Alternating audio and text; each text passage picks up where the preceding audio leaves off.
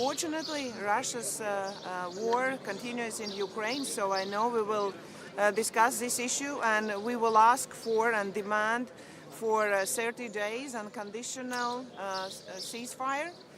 Because we know it's important. Ukraine wants it. Unfortunately, only Russia doesn't want a peace in our region.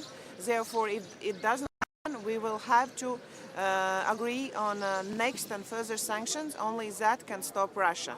So, because all countries in Europe want security for their people, for their societies.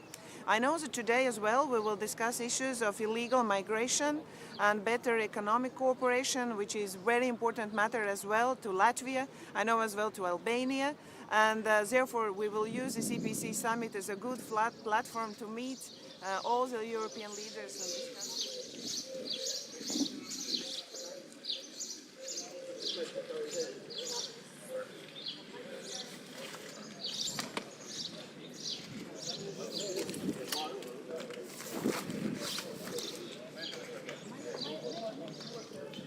Proszę, ma tu tak ja.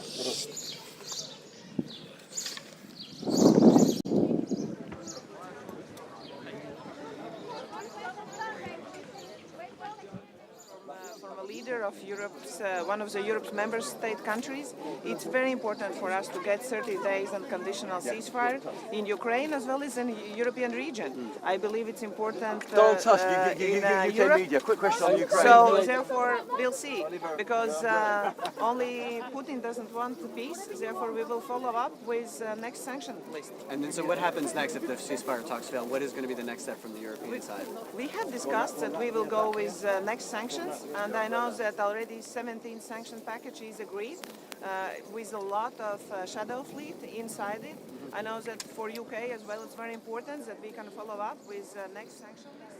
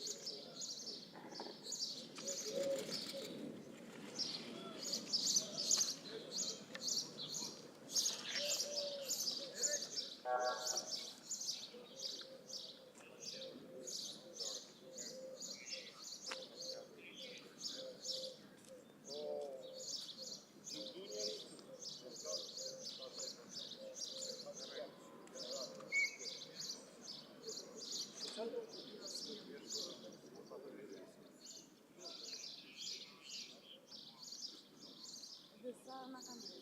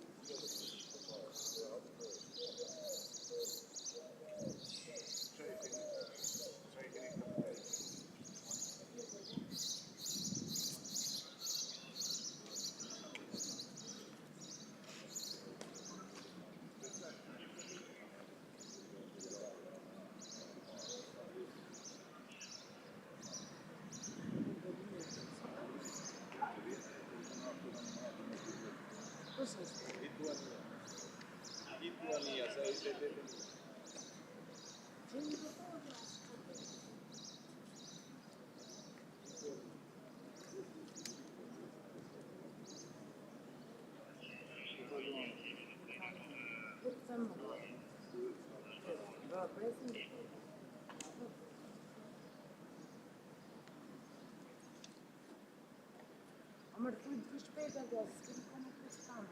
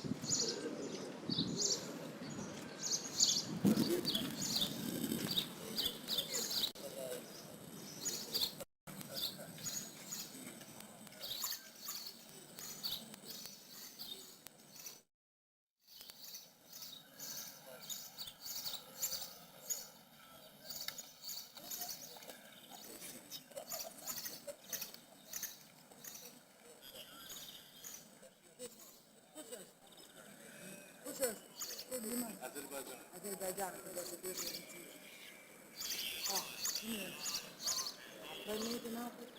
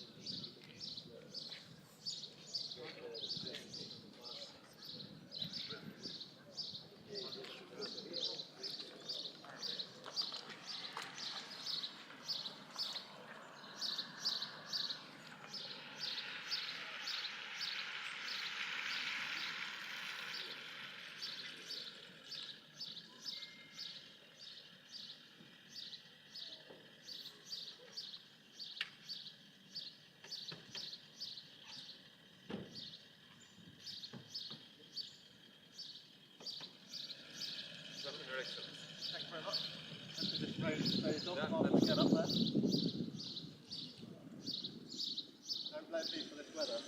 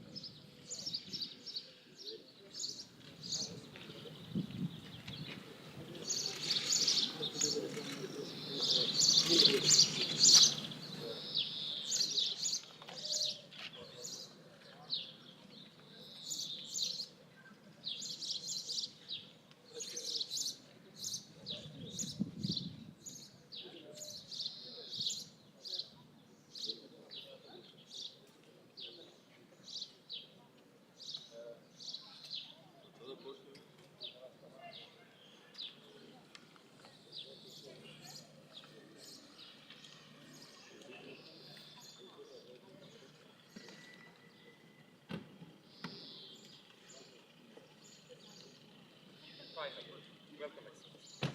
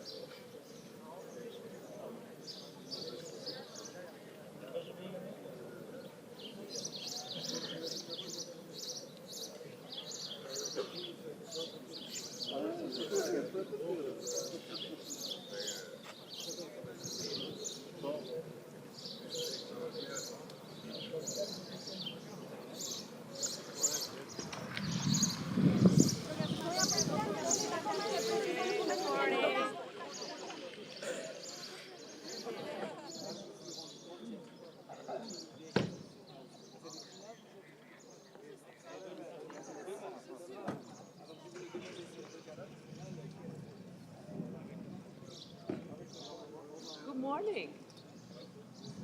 Thank you. Very happy to be here. How are you, Eddie?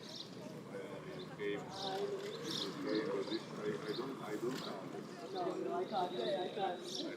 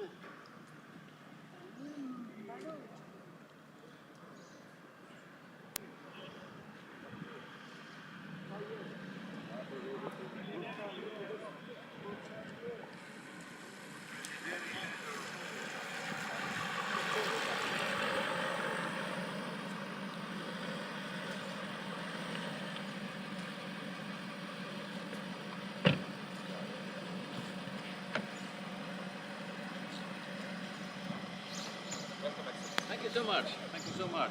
Oh, wonderful weather. Yeah, indeed.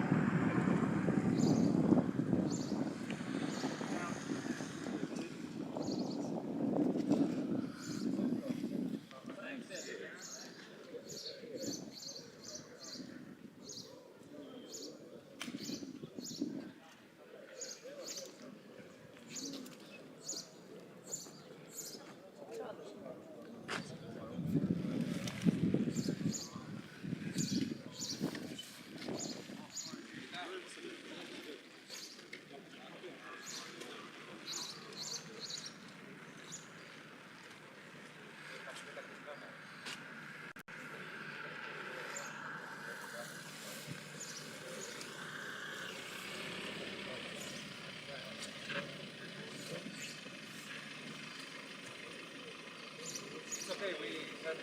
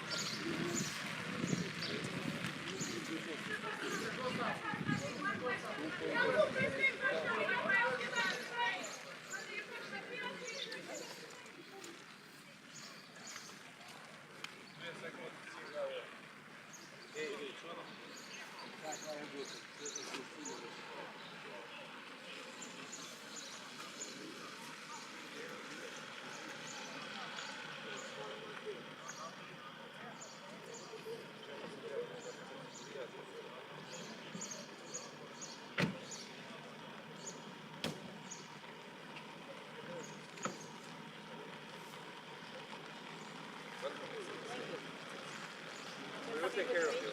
Sure.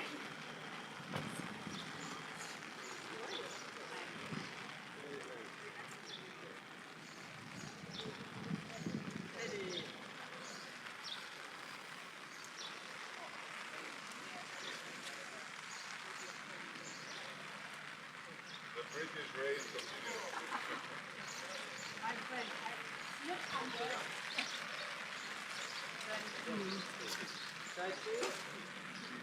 Rita.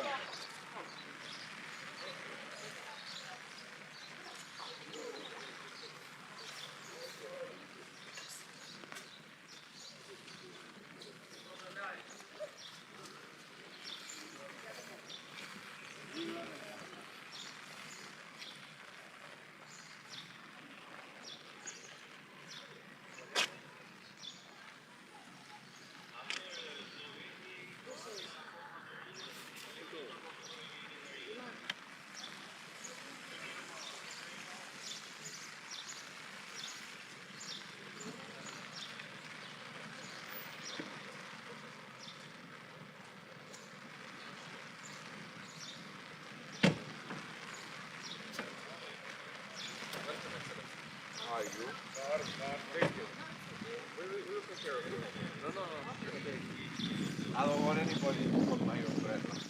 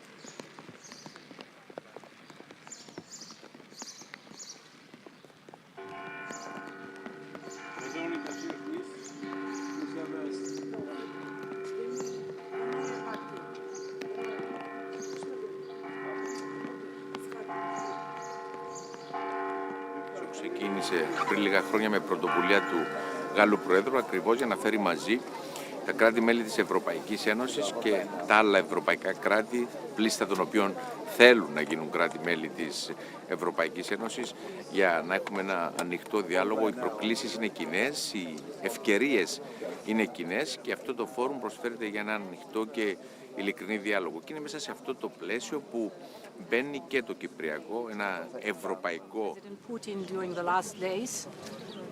He called for a ceasefire during the anniversaries of the 9th of May, which he himself then never respected.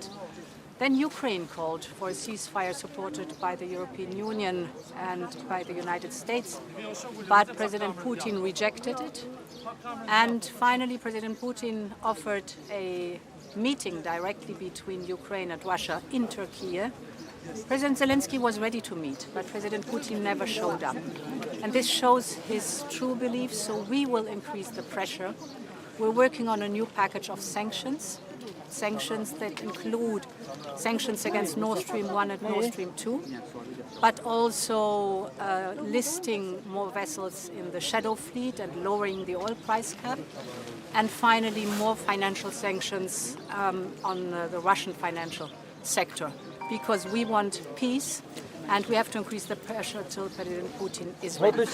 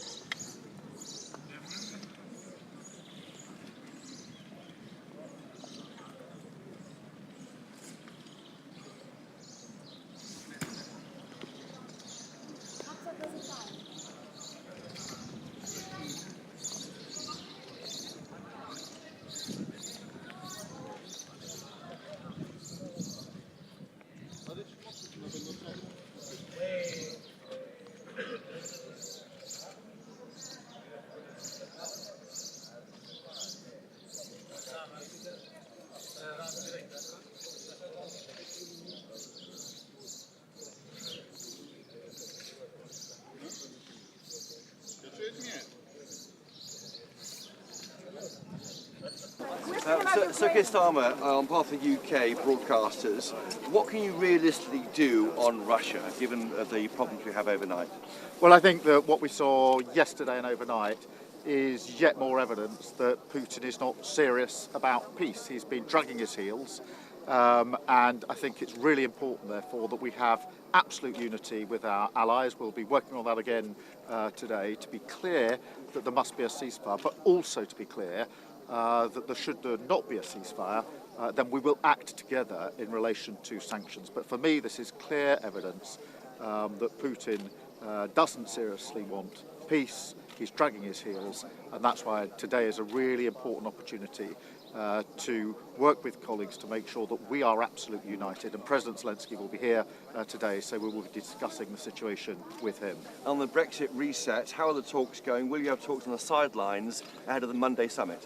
Well, in the last 2 weeks, you've seen the UK do a trade deal with India, really important for our country and our national interest. Trade deal with the US, again important for our country and national interest. I'm positive going into Monday, and I think that this is an important moment for our country that will be measured in the benefits to working people and their living standards. But we're positive as we go into the summit on Monday. Thank you very much. Thank you.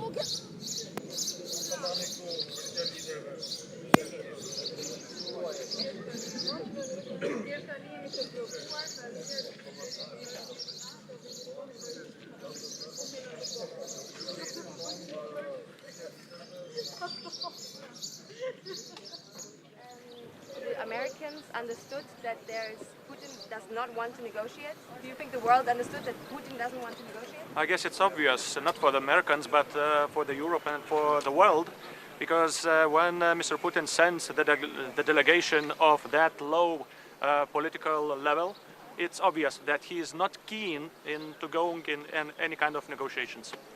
Do you have a message for Trump? Do you have a message for Trump to put pressure on Russia? Well, I guess and I hope that a new administration of United States will get into reality and finds out that Russia and Putin is not going in any kind of negotiation unless we match them in power on the front line. It's the first time that Chancellor Merz is here on the European parquet, so to say. What do you expect? I expect significant input, political and economical one from Germany, and as far as we see it, they are on the right path. Thank you, guys.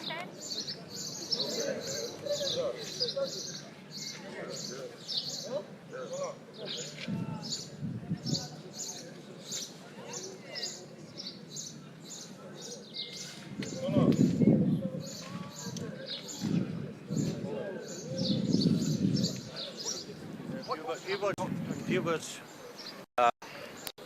good morning. It's wonderful that Europe is here today, and at the same time, negotiations that are highly important for the future of the Europe are ongoing in Istanbul. Today, from here, we need to send a strong common message. Europe stands with Ukraine. I think that Europe has acted decisively. Today we have strong common voice and message. We need ceasefire, we need peace negotiations and lasting peace. And now I think that falls on the Russian side. If negotiations don't proceed, Europe must be ready to act strongly with new sanctions and even more support to Ukraine. This is my main message today. But the 17th sanction package is not even going that far. How can the EU put more pressure on Russia sooner? We have to work together with US. We need that with sanctions. We need good cooperation, good coordination with US. Thank you.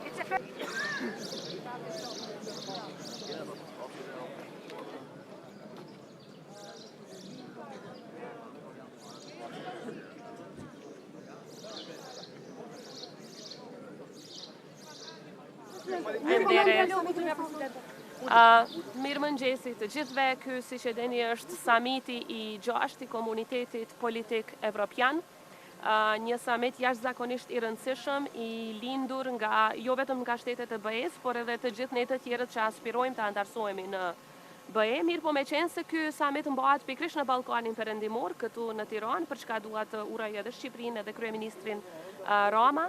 Është shumë e rëndësi që në fund të samitit të dalim edhe me një plan konkret se si do të ecim përpara shtetet tona drejt BE-s. Sa I përket Republikës së Kosovës, përkundër faktit që ne jemi 100% të linjëzuar me politikën e jashtme dhe atë të sigurisë së Bashkimit Evropian, fatkeqësisht ka një bllokatë totale. Nga ana e BE-s nuk vlerësohen reformat tona, nuk vlerësohet puna jonë, nuk vlerësohet fakti që ne jemi 100% në përputhje me politikat e tyre, edhe sa I përket sanksioneve ndaj Rusisë, edhe sa I përket politikave të tjera. Për fat të keq po jepet një mesazh shumë I keq për rajonin ton, se më shumë po hapet dera në raport me ata që po shkojnë në Moskë të Putini, sesa për ne që nuk shohim rrugë dhe alternativë tjetër përpos Zoja Osmani, keni shpresë sot për mesazhet dhe konkluzionet të këtij samiti I cili mund të jetë në drejtimin e asaj çfarë ju pretendoni, që BE-ja të kthejë syt nga ju për të tërhequr vëmendjen për atë që ju pretendoni? Më shumë kemi kërkesë se sa që kemi shpresë, kërkesat tona do të jenë të zëshme, jo për shkak të ndonjë arrogancë politike, por për shkak se e meritojmë dhe ne kërkojmë që ky proces të jetë I bazuar në merita, ndërkaq sa I përket konkluzioneve, zakonisht samiti I EPC-s nuk është se ka konkluzione të forta politike apo veprime politike, megjithatë është një mundësi e mirë për ne që në një forum ku jemi të barabartë të bëjmë kërkesa.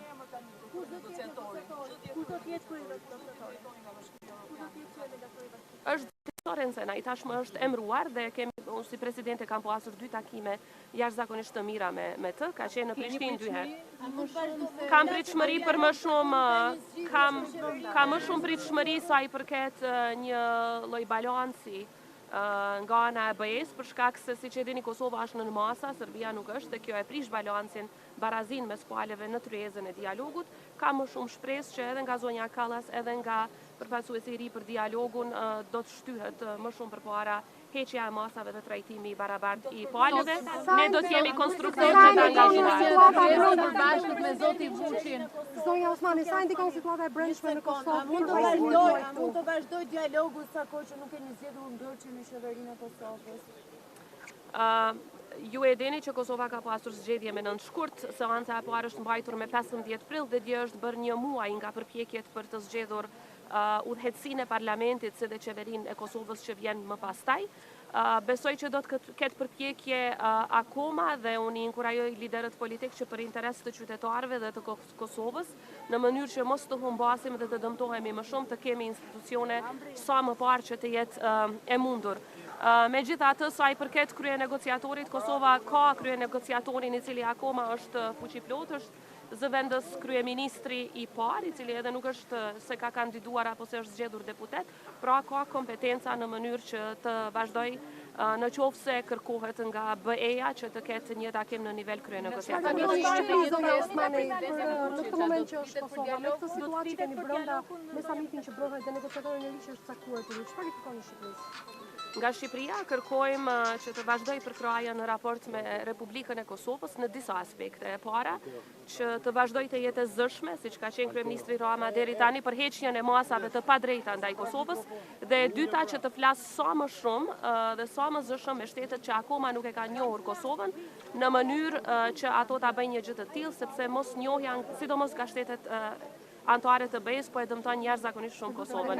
Jo, dialogu s'do të jetë temë sot, sepse ky është forum multilateral siç e dini. Faleminderit shumë. Ky takim të kërkohet nga BE-ja një takim Ka takime dyfalshme. Nuk ka. Jo, me Vučićin nuk ka asnjëherë në këtë summit takime dyfalshe. Takimet dyfalshe ndërmjet Kosovës dhe Serbisë, por edhe me ndërmjetësimin e BE-s, siç e dini, zhvilluan në Bruksel.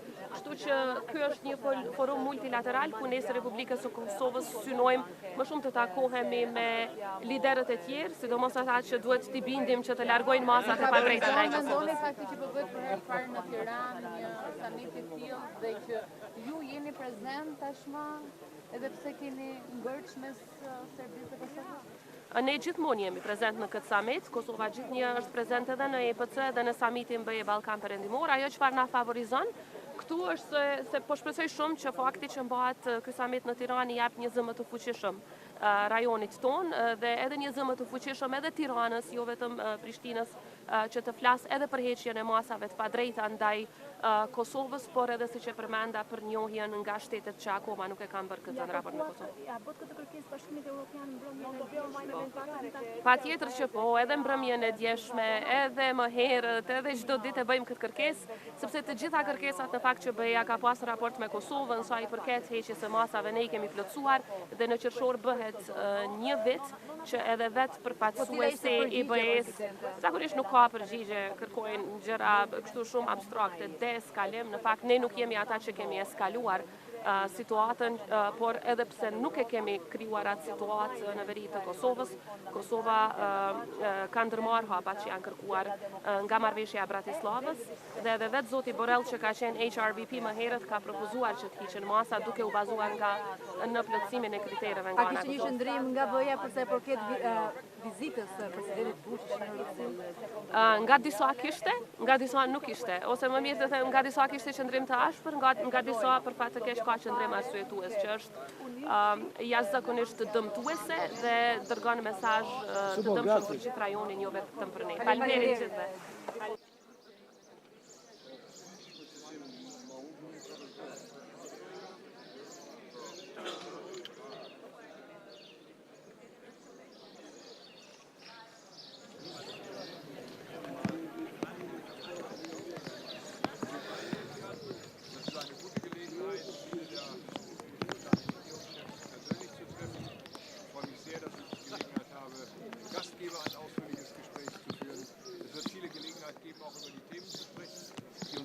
beschäftigen. Natürlich bedauerlicherweise immer noch der Krieg in der Ukraine. Ich hoffe sehr auf eine darauf, dass ja auch die afrikanische Seite gewinnt, dass die Seite der Europäer zu Lösungen beizutragen.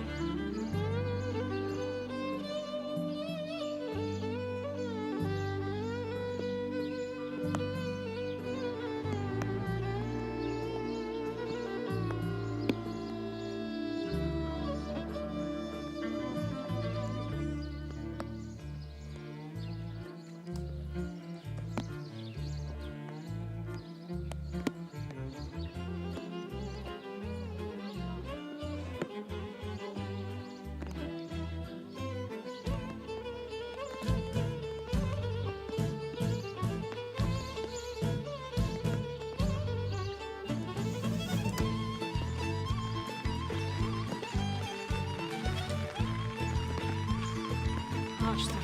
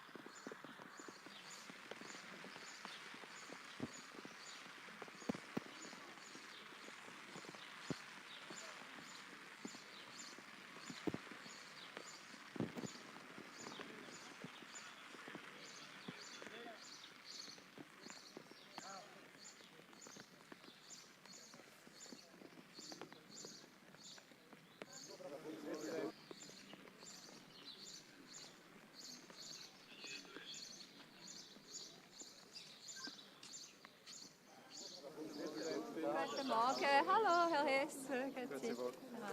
Was erwarten Sie von den heutigen Gesprächen in Istanbul?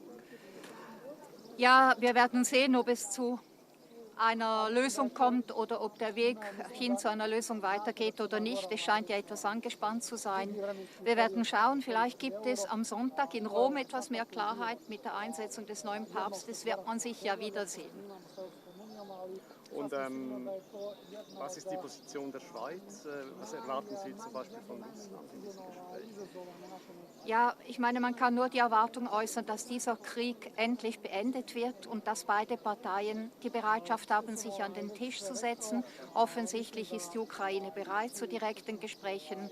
Und ich glaube, dass alle in der ganzen Welt auch den Wunsch ausgedrückt haben, dass auch Russland diese Bereitschaft zeigt. Die Europäer wollen die Sanktionen gegenüber Russland verschärfen, weil es bisher keine Waffenruhe gibt. Wäre da die Schweiz auch dabei?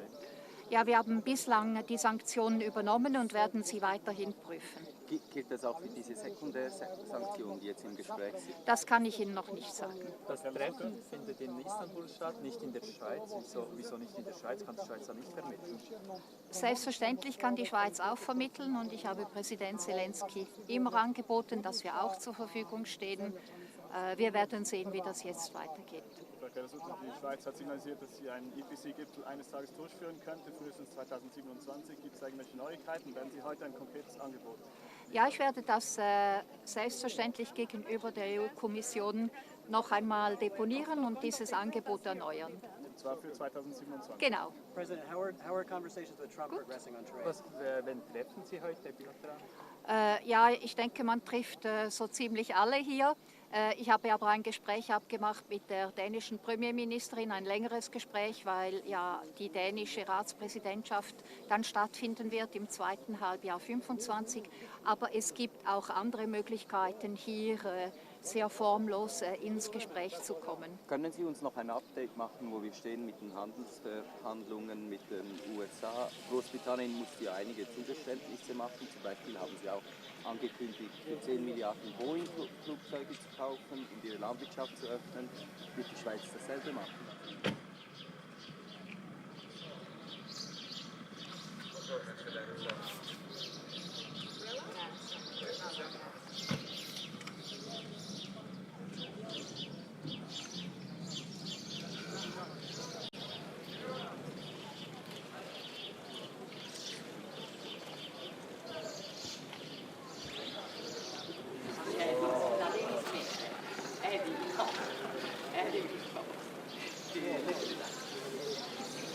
He only does it to be tall as me.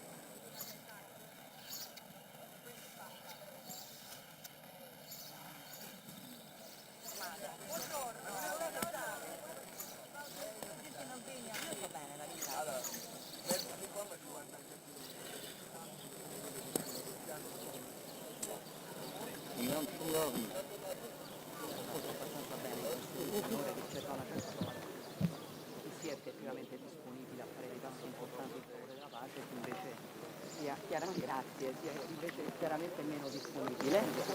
Penso però che non dobbiamo cercare la spugna, penso che dobbiamo insistere per una cessata il fuoco incondizionato, che dobbiamo insistere per un accordo di pace serio che preveda garanzie di sicurezza per l'Ucraina, e continuiamo a lavorare anche in questi formati per questo obiettivo. Presidente, non è passata al centro migranti di Giader prima di venire qui? Non ho fatto in tempo. Passerà dopo? No, non faccio in tempo, ma insomma stiamo andando avanti, mi pare che il lavoro dimostri anche, diciamo, per la velocità di funzionamento soprattutto dei rimpatri, che insomma si dimostri che alla fine, come avevamo promesso, stiamo andando avanti. Si parla di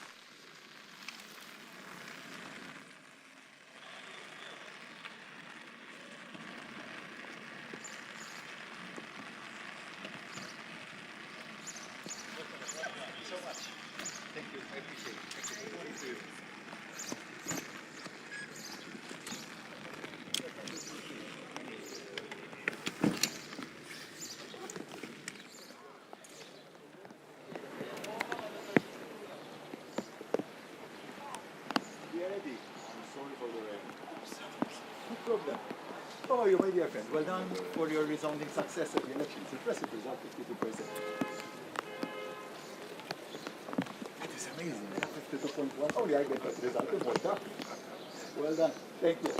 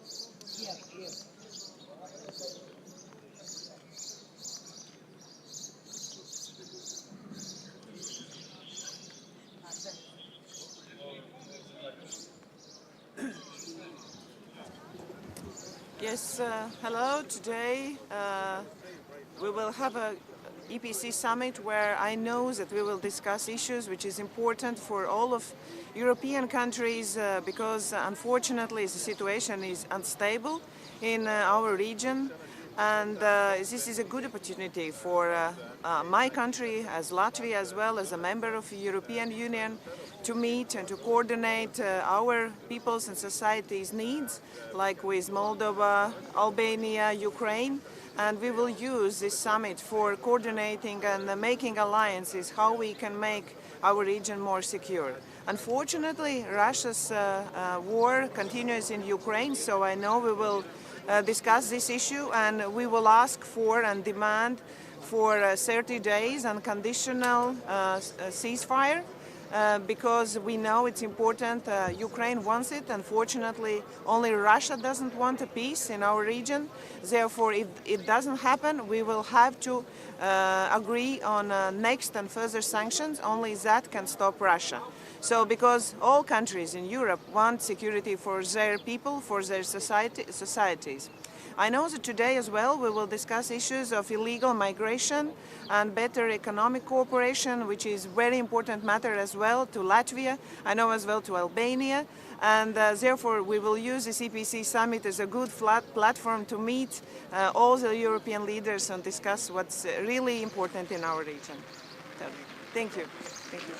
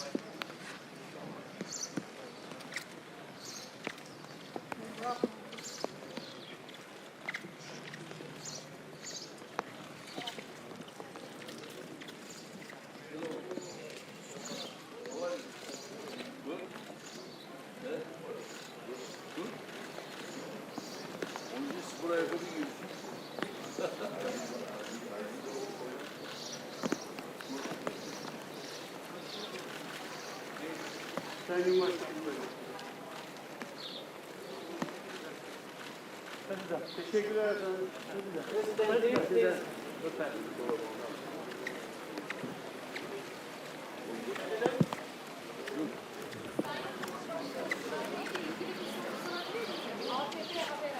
Şimdi olmaz ya. Şimdi işimize bakalım. Çok işimiz var. Sadece konuşmalarla ilgili bir şey sorabilir yani nasıl gidiyor ve işte.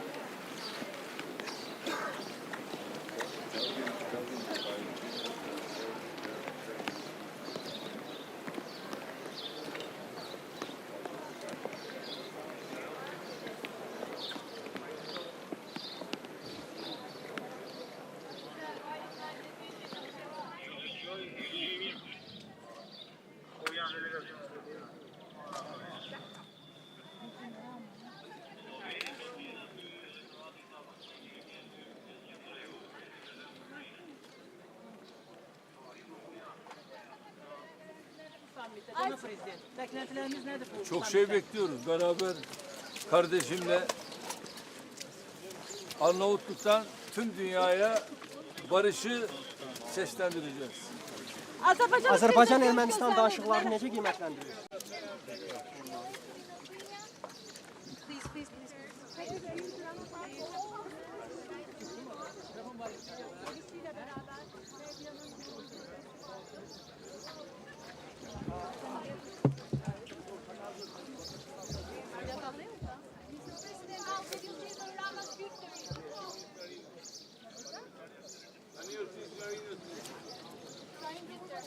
Olmuş be. Ragazzi.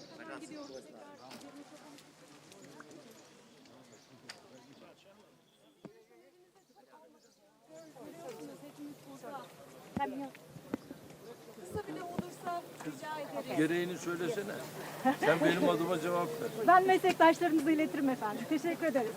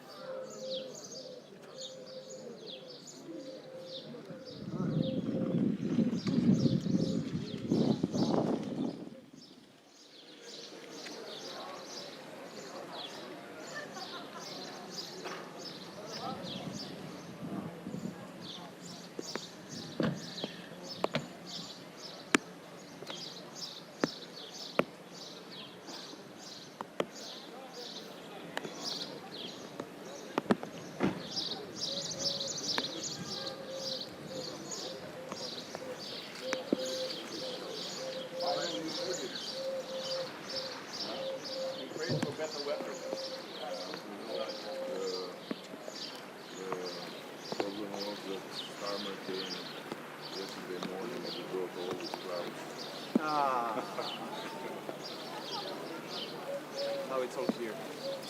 So I'm waiting for Andre and Macron. Yeah, sure. Here.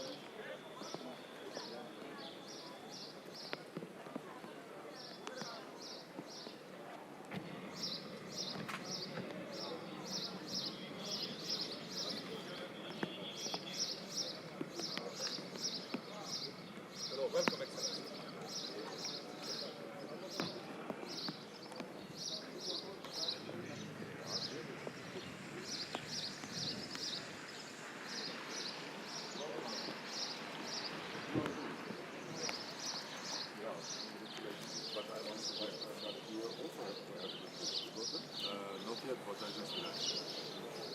Pity it's raining. Yeah.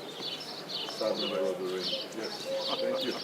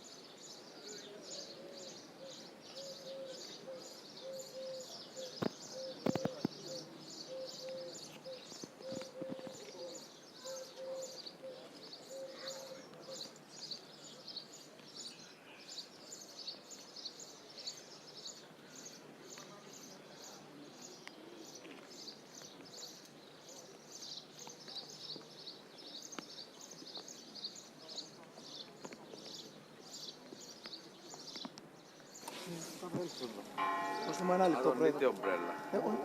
Πιάστε την ομπρέλα, Πρόεδρε. Τι θέλω. Να την κρατώ, να κάνω δηλώσεις. Την κρατάει η κοπέλα. Thank you. Μια πολύ σημαντική σύνοδος που, να θυμίσω, ξεκίνησε πριν λίγα χρόνια με πρωτοβουλία του Γάλλου Προέδρου, ακριβώς για να φέρει μαζί τα κράτη-μέλη της Ευρωπαϊκής Ένωσης και τα άλλα ευρωπαϊκά κράτη, πλήστα των οποίων θέλουν να γίνουν κράτη-μέλη της Ευρωπαϊκής Ένωσης, για να έχουμε ένα ανοιχτό διάλογο. Οι προκλήσεις είναι κοινές, οι ευκαιρίες είναι κοινές και αυτό το φόρουμ προσφέρεται για ένα ανοιχτό και ειλικρινή διάλογο. Και είναι μέσα σε αυτό το πλαίσιο που μπαίνει και το κυπριακό, ένα ευρωπαϊκό ζήτημα. Γνωρίζετε ότι η Τουρκία συμμετέχει σε αυτές τις συναντήσεις και μέσα σε αυτό το πλαίσιο είναι και ο διορισμός, η απόφαση της Προέδρου της Ευρωπαϊκής Επιτροπής να διορίσει τον κύριο Χαν, μια πολιτική προσωπικότητα, να υπενθυμίσω 3 φορές επίτροπος, υπουργός στην Αυστρία, άλλες πολιτιακές θέσεις στη χώρα του, έτσι ώστε από τη μια αποδεικνύοντας την πράξη το ενδιαφέρον της Ευρωπαϊκής Ένωσης για ένα δικό της, επαναλαμβάνω, πρόβλημα, αλλά την ίδια στιγμή να ενισχύσει την προσπάθεια που βρίσκεται σε εξέλιξη για επανέναρξη των διαπραγματεύσεων και επίλυση του Κυπριακού. Γνωρίζετε ότι η Τουρκία ενδιαφέρεται να ενισχύσει τις σχέσεις με την Ευρωπαϊκή Ένωση. Δεν μπορούμε να αλλάξουμε τη γεωγραφία, προτιμούμε να έχουμε ένα γείτονα που είναι κοντά στην Ευρωπαϊκή Ένωση, εφόσον αυτός ο γείτονας συμπεριφέρεται όπως συμπεριφέρονται τα κράτη-μέλη της Ευρωπαϊκής Ένωσης. Σέβεται τις αρχές και τις αξίες της Ευρωπαϊκής Ένωσης, σέβεται το διεθνές δίκαιο και μέσα σε αυτό το πλαίσιο ο διορισμός του κυρίου Χαν, που να θυμίσω ως επίτροπος που ασχολήθηκε με τα ευρωτουρκικά, γνωρίζει πάρα πολύ καλά και τις επιθυμίες της Τουρκίας, πώς αυτές μπορούν να προωθηθούν μέσα από συγκεκριμένες θετικές εξελίξεις, τόσο για το Κυπριακό, αλλά και γενικότερα για τις κυπριογενείς υποχρεώσεις της Τουρκίας. Άρα προσβλέπω στη συζήτηση που θα γίνει σήμερα, την ευκαιρία που θα έχουμε να ανταλλάξουμε απόψεις.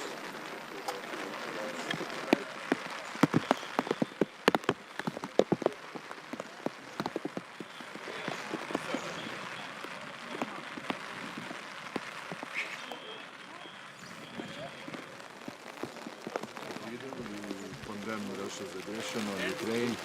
We believe that peace should be done, but it should be a just peace, which would not reward the aggressor of Ukraine. Would you plan to visit the South Caucasus, including Azerbaijan? I'm sorry? Would you visit? Do you plan to visit South Caucasus region? Azerbaijan. At the moment, there is no planned visit, but I was in Azerbaijan a year and a half ago. Thank you. Thank you so much. Thank you. Thank you. Bye-bye.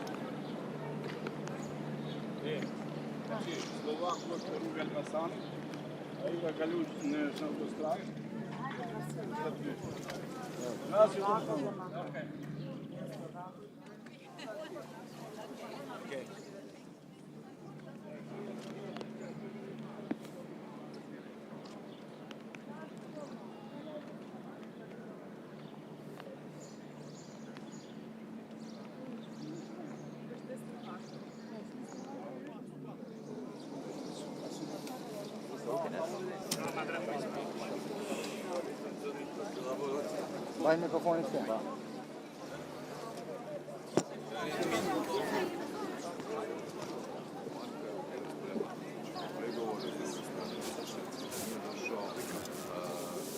Mene to osobno nije iznenadilo, međutim svaki korak koji vodi ka prestanku ratnih operacija, time i novih žrtava je pozitivan, ali konačno rješenje ne bi smjelo biti tako da nagradi Rusiju sa ukrajinskim teritorijem. To je loš presedan, kršenje međunarodnog prava, to znači da jači kvači, a to je smrt međunarodnog prava, budemo otvoreni. Hoće biti razgovora o sankcijama, portali pišu da bi se danas ovdje moglo razgovarati i o carinama na ruski izvoz.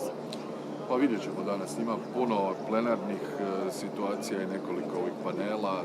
Ja vodim jedan od panela sa kosovskom predsjednicom Osmani, ali ovo nije sastanak koji donosi odluke. Ovo je konzultacijski format, tako da sve što se tiče sankcija mora ići nazad u briselske formate. Da će doći do dogovora oko tarifa između Europske unije i Amerike? Pa evo, ja sam prošli tjedan bio u Washingtonu, razgovarao sam sa ključnim članom kabineta predsjednika Trumpa, dakle američkim trgovinskim predstavnikom Grierom na tu temu. Koncepcija Sjedinjenih Američkih Država je ta da žele manje više uravnoteženu trgovinsku razmjenu, dakle koliko negdje izvoze, toliko da uvoze. Mislim da su određeni propisi ne tu toliko carine, nego druge trgovinske barijere.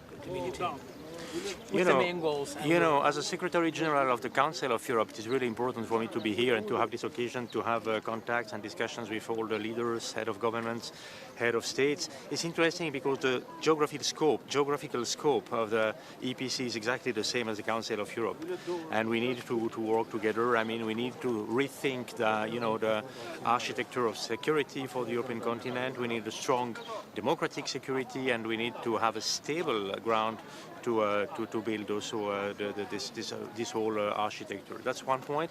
The second point is about all the discussions that we have right now for the continent and our future. I mean, also the talks in Istanbul. Ukraine is a very important member state of the Council of Europe. We are supporting Ukraine since many years, really strongly. And we had, in the last ministerial of the Council of Europe, the last 2 days in Luxembourg, also the first discussions about the creation of the special tribunal addressing the crime of aggression. I mean, the Council of Europe is strongly dedicated to accountability with the European Court on Human Rights, with the register of damage for Ukraine, and now with the discussion on the special tribunal. Secretary, and we followed the injustice approaching to Azerbaijan delegate in the European Council last 2 years. Sorry? Our delegation, Azerbaijan delegation, didn't participate European Council last 2 years in Parliament Assembly. What is the reason? I mean, for the Council of Europe, you mentioned, not the European Council, for the Council of Europe. For me, we have 46 member states, 46 proud and equal member states.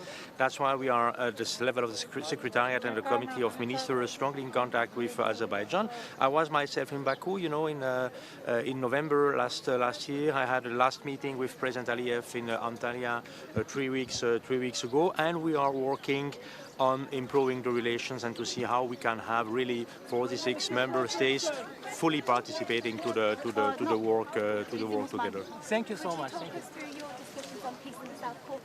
Sorry? Your discussions on peace in the South Caucasus. Yeah, thank you for asking on this. I mean, it is also for us from a huge concern. As you may know, we have the three countries of the South Caucasus, Georgia, Armenia, and Azerbaijan as member states in the Council of Europe. We are working closely with them.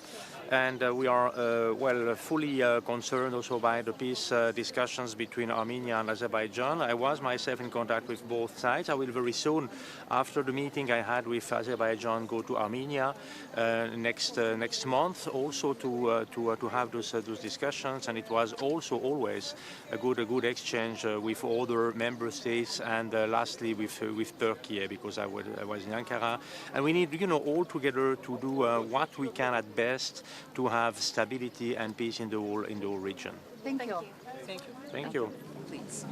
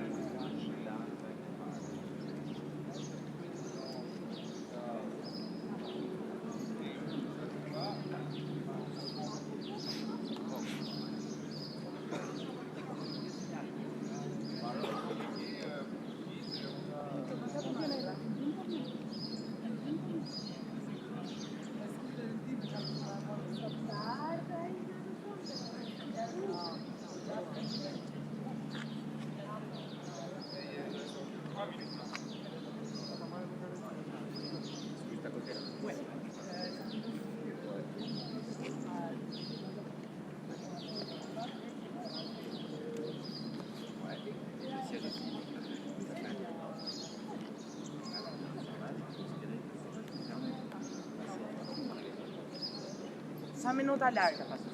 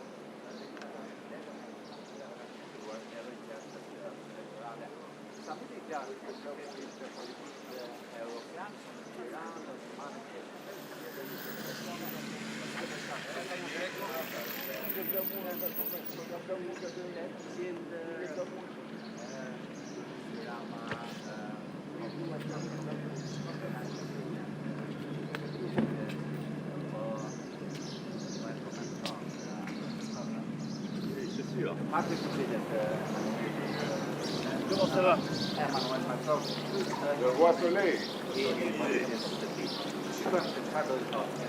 vas bien? Bravo.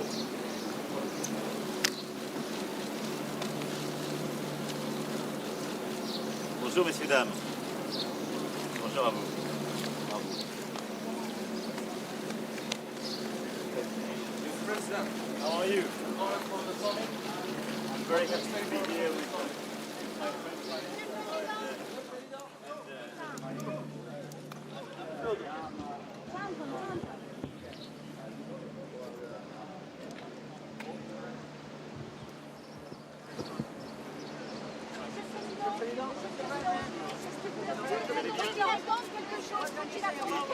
Je vous parle, je ferai une conférence de presse tout à l'heure. Merci beaucoup. Merci. Ça va? C'est les Azerbaïdjanais. How are you? What's your message to Vladimir Putin? President Baku, can you get a Brexit deal with Keir Starmer? On Monday, big day on Monday. Yeah. Message. Any deal for Keir Starmer? Bonjour. Vous allez bien?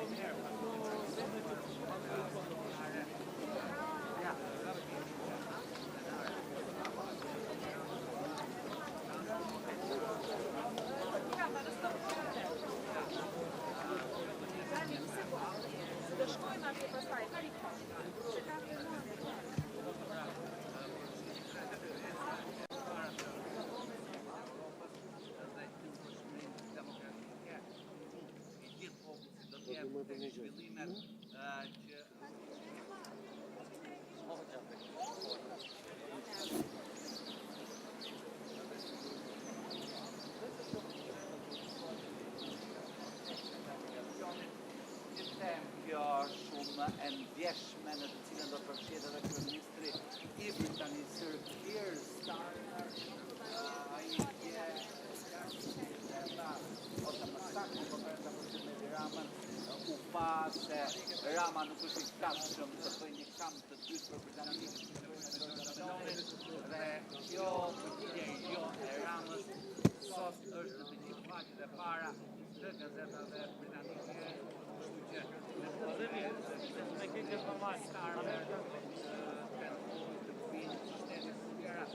Për të realizuar atë që Antoni realizoi në Tiranë, që e pritjes në shëndet të ata të apuntit.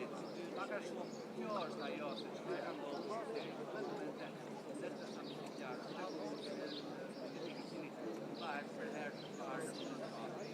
Ndërkohë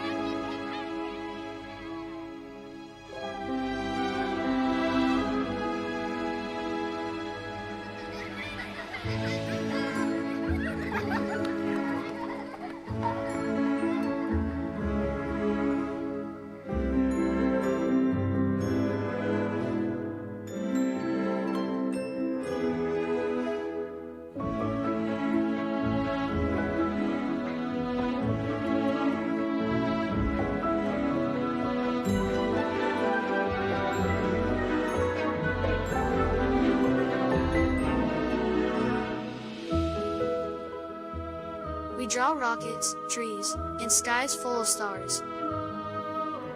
We draw homes with no fences, people holding hands, and sometimes a little blue flag with golden stars. In our drawings, the future is bright, and Europe is not just a place. It's a feeling that we can be heard, that we can belong, that we can build it together.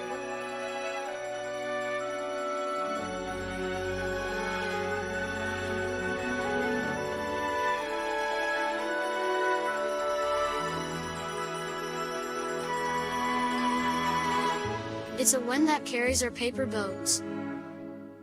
A place where dreams don't need translation, only wings.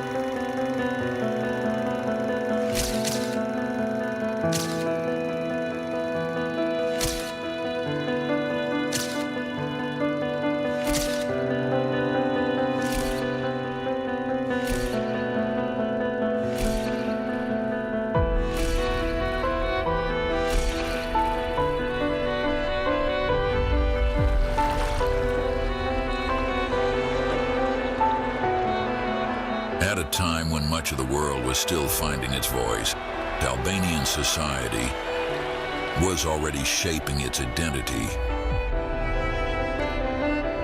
with schools, traditions, and a deep sense of pride.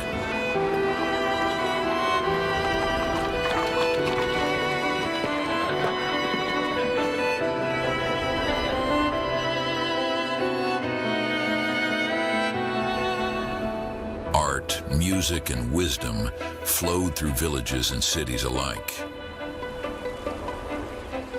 This was not a forgotten land, but a vibrant culture ahead of its time.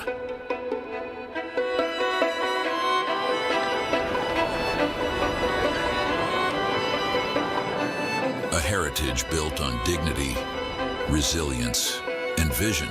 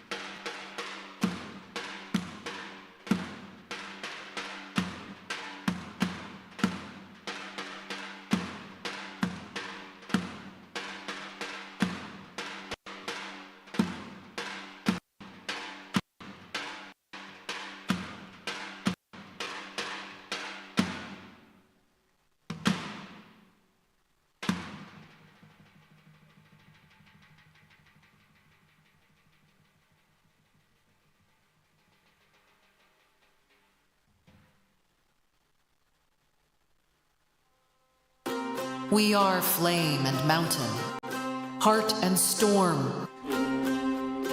We love, we rise, and now we run toward the dawn of Europe.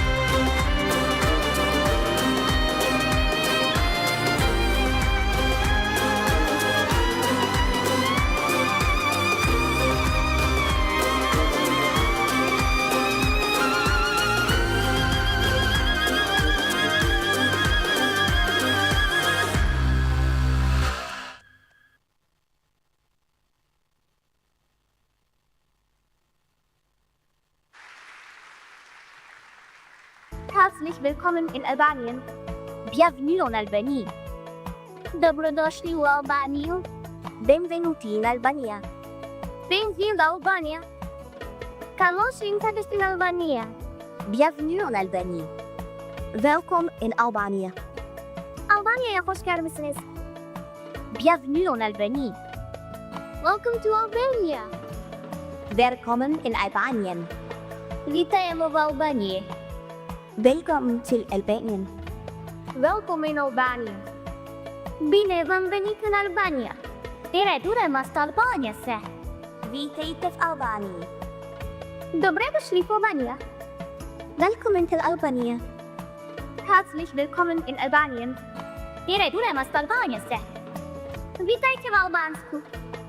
Merhaba w Albania. Dobrodošli u Albaniji. Tereturăm asta Albania se. Etili ostkoeni mobilizane v Albaneci. Velkommen til Albanien. Dobrodošli v Albania. Mirë se vini në Shqipëri. Welcome to Albania. Dobrodošli u Albaniju. Pari kalus Albania. Dobrodošli u Albaniju. Tervetuloa Albaniaan. Welkom in Albanië. Dit was ayuk Albaniaan. Vriket vike Albanië. Lijpneludem Albanië. Willkommen in Albanien. Bine ați venit în Albania. Arnavutluğa hoş geldiniz. Dobrodošli u Albaniju. Witamy w Albanii. Arnavutluğa hoş geldiniz. Benvinguda a Albania. Benvenuti in Albania.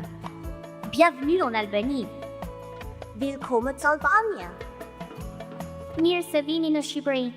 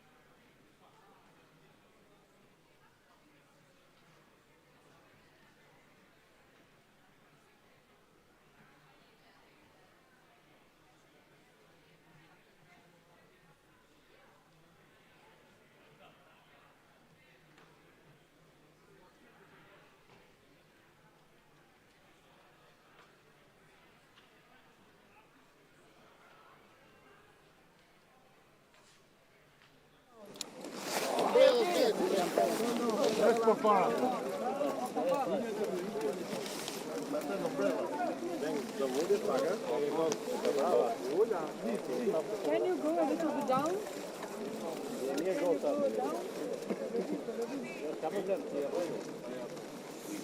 Simon, you have to move.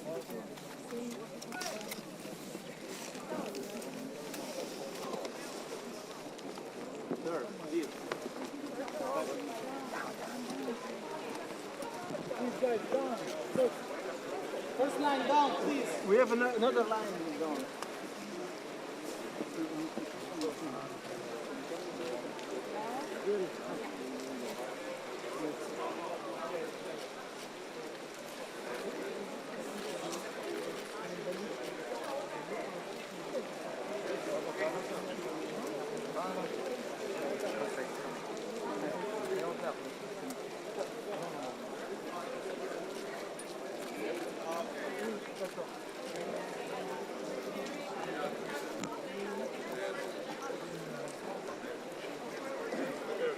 Şöyle ıslandın mı lan? Geliyor.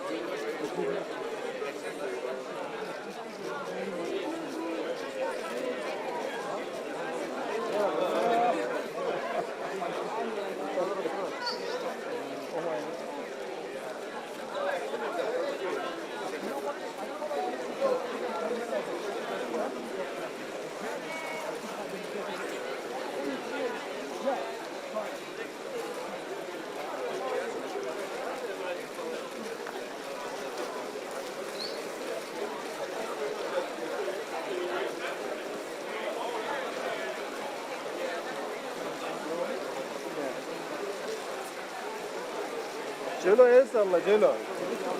Celo.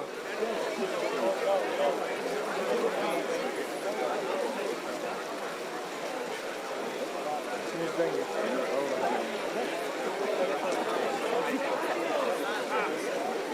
Celo.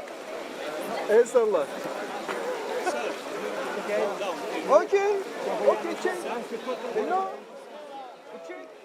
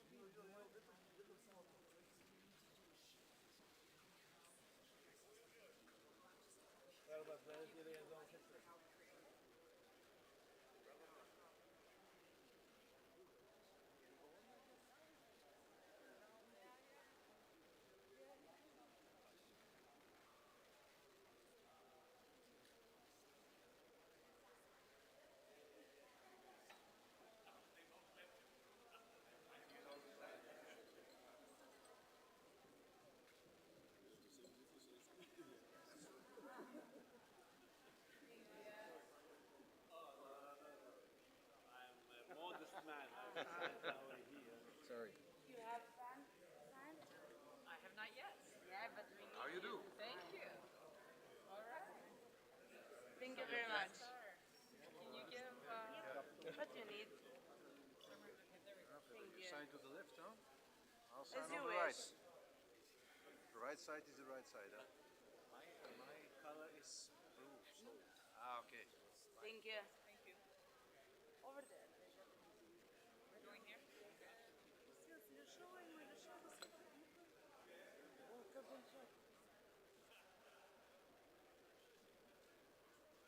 Thank you very much. There you go.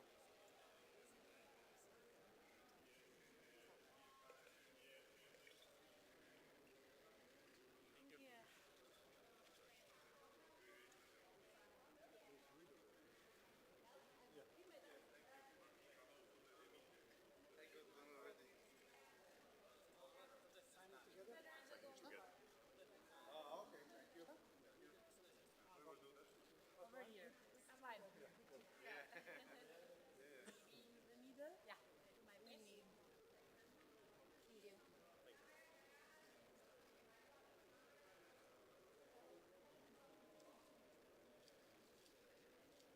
Voilà.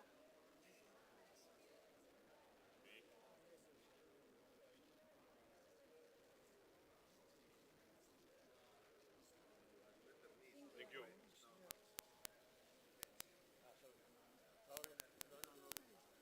Yeah, we will fight for the life. A little bit disorganized. Yes.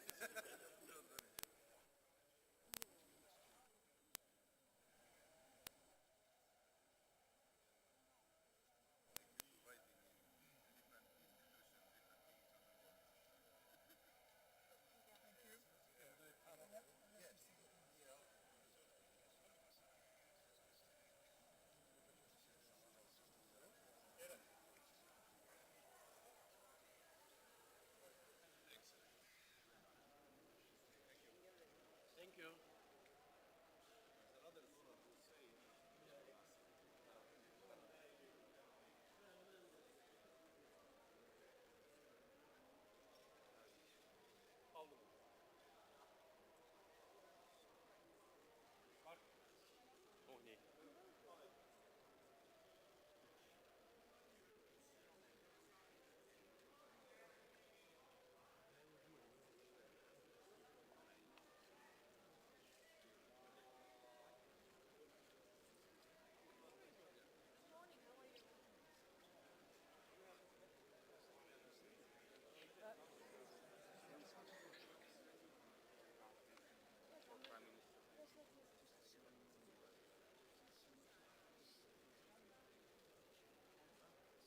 Yeah, it's not too close yet, but you can see it. Perfect. Thank you.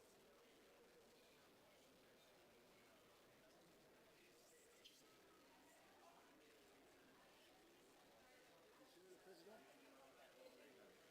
Bonjour, ça va? Merci madame, thank you. Thank you.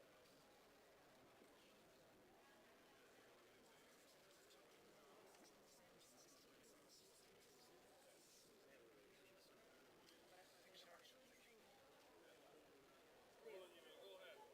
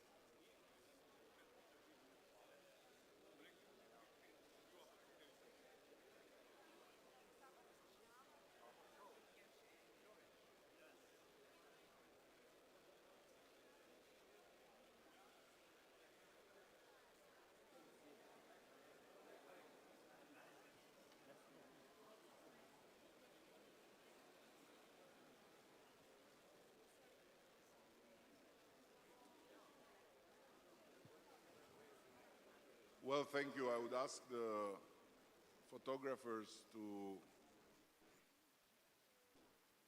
make space for Europe to work.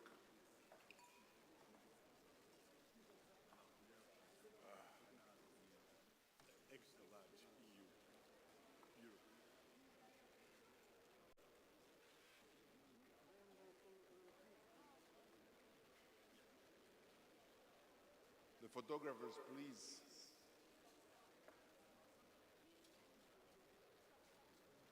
Europe has to work.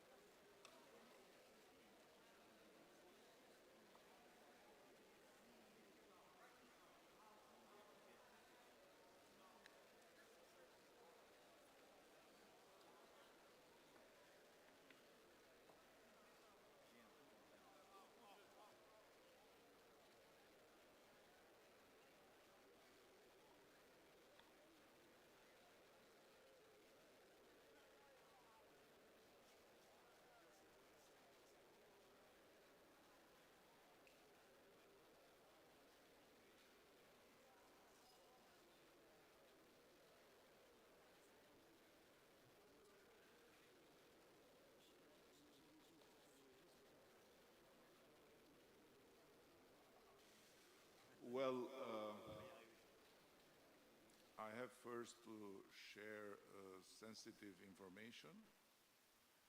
It was a suspicion, but it became scientific proof from the European Weather Forecast Institute that the persisting and not indigenous rain was brought by the British delegation yesterday morning. I'm sorry. When you leave Europe, you always cry.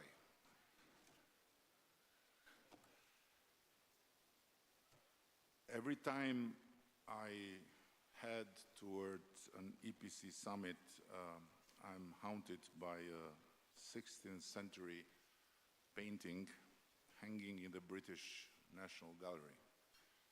The Rape of Avropa by the Grand Master of Italian Renaissance, Paolo Veronese. In it, the Princess Avropa, young and radiant, stares skyward as she mounts a white bull. The bull is, of course, Zeus in disguise, the king of the gods, who will carry her away to a land from which she will never return. There is something hauntingly familiar in this myth, a resonance that feels all the more acute in the times we live in. Maybe it's because more than being a character or a fixed identity, more than the labels of West or East, liberal or conservative, nationalist or socialist, Europe is a journey. And suddenly the journey has become much harder. Highly distinguished guests and very dear friends, trust me, I struggled to find the right words to express my delight in hosting this European Political Community Summit here in Albania. It is truly an immense honor for all my country, for all the Albanian people, to welcome you all to this country and to this purposefully constructed house for the European political community in Tirana, where you are not surrounded by the nightmare of Avropa in Renaissance paintings, nor by the emptiness of a temporary gathering space.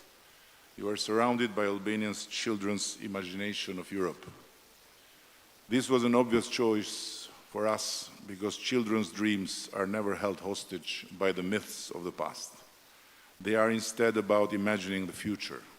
Very similar, by the way, to the dream of Europe's founding fathers. And you have landed at a particularly poignant moment in this country, where we have learned to view the past through the eyes of the future, and no longer to look at the future through the eyes of the past. Your arrival follows an election campaign in which Europe featured more than ever before, not as a divisive issue, but as a joint claim to identity, not as a list of policies, but as a deep yearning for belonging, not as a set of homework assignments, but as a shared destiny. That is why it is so gratifying that the campaign centered on those keywords, Europe, identity, belonging, and destiny, won over 52% of the votes. For my dear friend Keir here, it was a result very similar to the Brexit referendum, but with the roles reversed, 52% for Remain, or in our case, Unite. Where it wasn't comparable, however, is the remaining 48% of the voters. They are not Eurosceptics. No, they are just ill-informed Euro-optimists who think I should have been fired for not having succeeded in uniting Albania with the EU long ago. But this is not my point. The idea of a united Europe is paradoxically both ancient and ever new. One of its earliest champions was a Frenchman in the 18th century, the Abbé de Saint-Pierre. In the ashes of the Treaty of Utrecht, after years of war, he envisioned a union of European states, a bold, idealistic vision of perpetual peace. His project even included cooperation with Russia, as well as with the Balkan and Mediterranean states, then under Ottoman rule. So I guess that for the visionary Abbé, today's Turkey would also be an indispensable partner in a union of perpetual peace. But the project failed, of course. It was killed by light interests and petty caprices, as Voltaire would put it, and swallowed by the fear that has long held Europe hostage. Even today, the myth of Avropa persists, and the resemblance to the Europe gathered here today is striking. The dream of perpetual peace has been replaced by the nightmare of perpetual war. Instead of the bells of peace, we hear the drums of war. There is a palpable sense of shortness of breath as we confront the forces threatening Europe's very foundations. External aggression, internal fragmentation, the ghosts of imperial myths, shifting geopolitical alliances, the instability of global trade, and the deep, very deep difficulty of so many to believe in a new Europe for the new times. But I believe that there is no better moment than this one to remind us that while we rightfully think about a Europe of resistance, defense, and new military capabilities, we must not forget the other Europe, the Europe of enlightenment, human reason, and the quest for perpetual peace, not just among ourselves, but even with our enemies. That Europe, which at a certain point gave birth to the most improbable political project in human history, the European Union, taught us that even former mortal enemies could come together, their wounds still fresh from the battle, and create a bond for life. They turned old rivers of blood into new avenues of peace, agreeing that conflict could only be tamed through commerce, that free trade is essential to free minds, and that security comes not from increasing threats, but from expanding rights and equal opportunities. It was that Europe that taught us that in the midst of the most horrific conflicts, we must maintain some faith in the humanity of our enemies. Otherwise, as Immanuel Kant reminds us, when hostilities degenerate into a war of extermination, all justice is destroyed and perpetual peace becomes the burial ground of humankind. The enemies of peace should not drag us into the glorification of weapons. Here in the Balkans, we have survived war, bombs, territorial conflicts, destruction and disruption. It happened in our lifetimes, not in some distant black and white documentary archive. And we have learned that peace has no competitors. Perhaps that is why hope in that other Europe is greatest here. The most Euro-optimistic among all of us gathered today in this house live not in Paris or in Berlin, but in Tirana and Podgorica, where belief in the European ideal runs deep. We have survived economic collapse. We have survived migration and displacement. We have survived fake news even before the term was coined. And we have learned that cooperation has no losers. Perhaps that's why we believe that Europe remains the most fertile ground to turn the darker currents of history into shining paths of the future. Europe for us is as much a shared spiritual space as it is a mosaic of many different regions, languages, and religions. Perhaps that's why we feel the need, not just for new policies, but for a new kind of politics, one that redefines not only who we are, but how we are together among us and with the world. One that sees Europe not as a fortress to defend, nor as a museum to preserve, but as a shared soul to be protected, a shared destiny to be lived, and a shared future to be built. To do that, we must not only invest in defense and resilience, but in the hearts and minds that will carry forward Europe's soul, Europe's destiny, and Europe's future. And let me ask you, my very dear friends, why not imagine an EPC of education, of science, and artificial intelligence, and transnational lines beyond weaponry, a terrain of interconnected sources of knowledge, research, and innovation, where non-EU or not yet EU territories can become new frontiers for investments, free from bureaucracy, regulations, and fiscal burdens.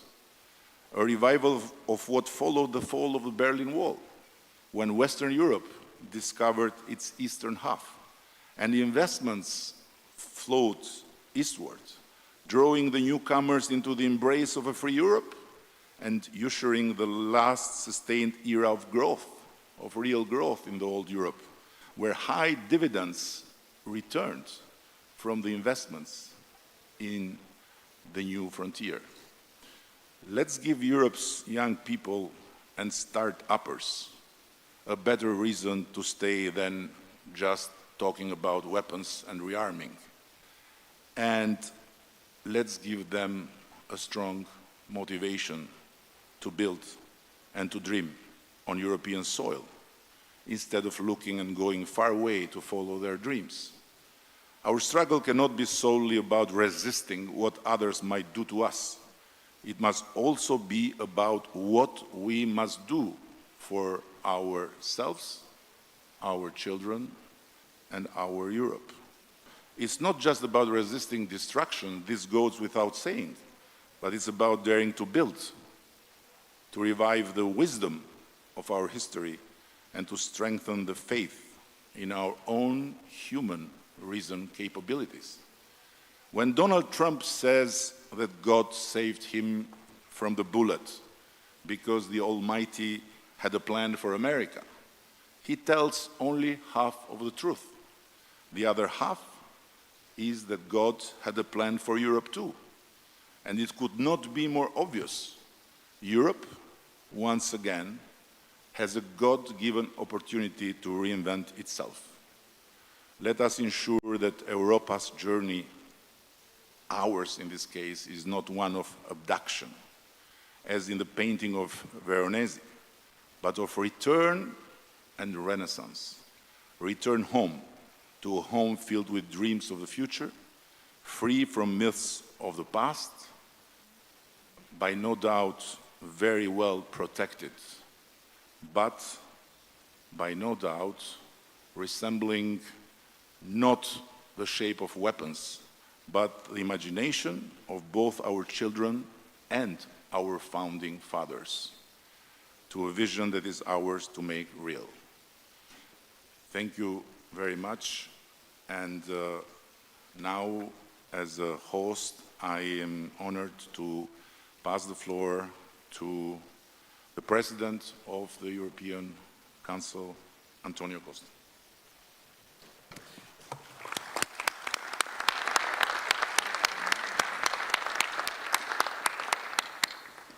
Well, first of all, thank you very much, dear Eddie, for your, it's true, rainy, but very warm, creative, and inspirative welcome for this first EPC summit which takes place here in the Western Balkans.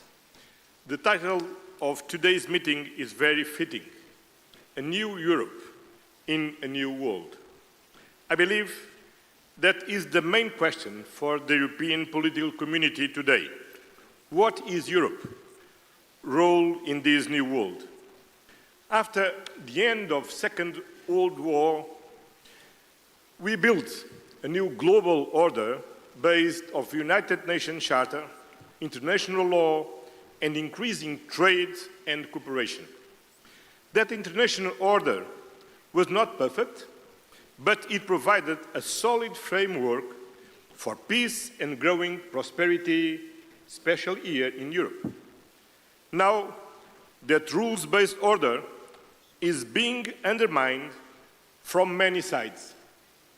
Russia's aggression against Ukraine brought large-scale war back to the European continent.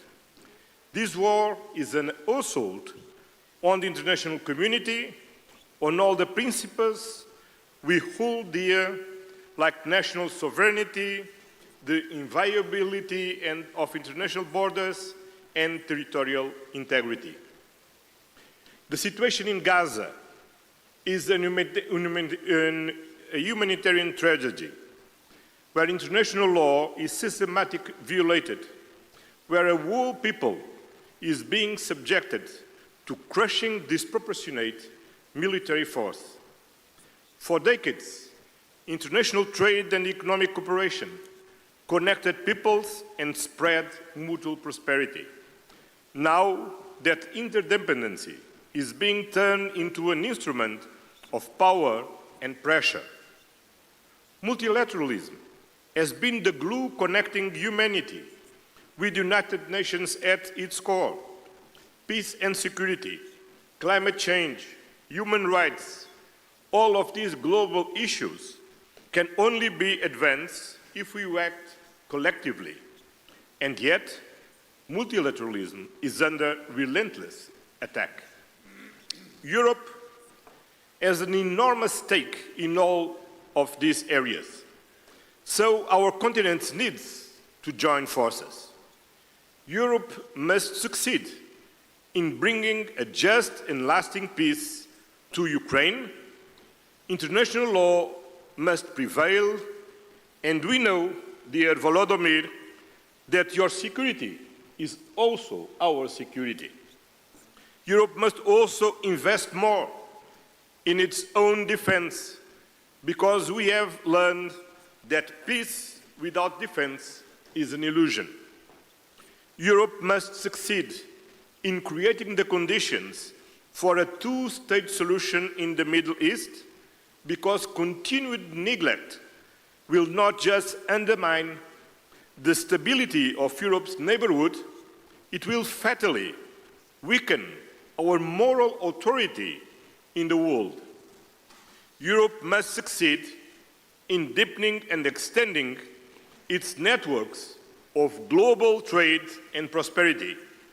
We should never give in to the temptation of protectionism, but we should always aim for mutual beneficial partnerships and avoid a zero-sum mentality.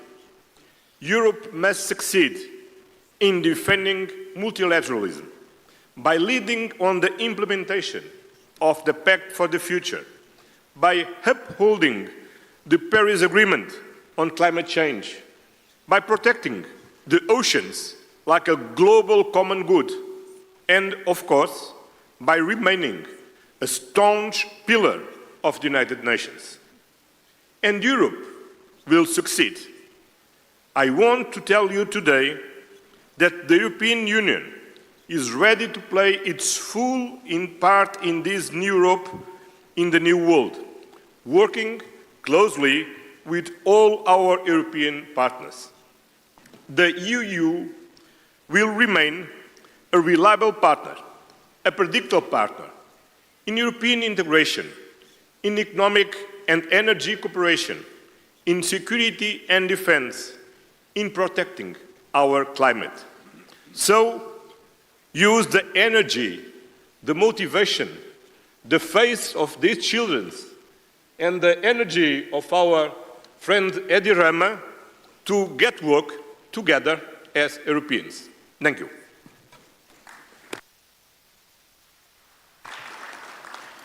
And now it's my honor to pass the floor to the President of the Republic of France, Emmanuel Macron. Your Majesty. Merci, Eddy. Merci beaucoup de nous accueillir pour ce sommet et félicitations pour le résultat électoral et en effet ce chemin européen et cette confiance dans l'avenir, dans l'Europe que tu as exprimé. Merci et je suis heureux de retrouver ici tous et toutes pour ce 6e sommet de la communauté politique européenne et le premier dans la région des Balkans. Et donc merci pour l'immense hospitalité et aussi pour avoir rappelé que derrière le rêve européen et ce qui nous unit, l'Europe n'est pas simplement une géographie, mais elle est toujours une mythologie, un récit et une traversée. Et de rappeler que cette Europe de la Renaissance, des Lumières, celle de la paix, du progrès et de la culture est celle qui nous a inspirés et qui, au fond, donne envie. Néanmoins, nous nous retrouvons dans un moment de la vie de nos nations et de cette région qui, je crois, emprunte d'une certaine gravité la rencontre d'aujourd'hui, compte tenu des enjeux qui sont les nôtres. Et en fond, en essayant de préparer cette rencontre, je suis frappé de voir à quel point, et de manière sans doute inédite, on a aujourd'hui sur notre Europe un défi sur toutes les sécurités. Et réunir cette Europe large, au-delà de l'Union européenne, réunir justement entre égaux tous les chefs d'État et de gouvernement et toutes les nations qui sont ici représentées, c'est essayer de donner une chance à notre grand continent de faire face aux défis qui sont les siens à travers l'unité. Et je pense que l'unité entre nous tous est indispensable aujourd'hui compte tenu des menaces et des risques de division qui pèsent sur le continent. Évidemment, la première sécurité est la sécurité géopolitique. Vous l'avez exprimé l'un et l'autre. Et les menaces de guerre, de division qui frappent l'Europe et qui parfois menacent sa propre unité.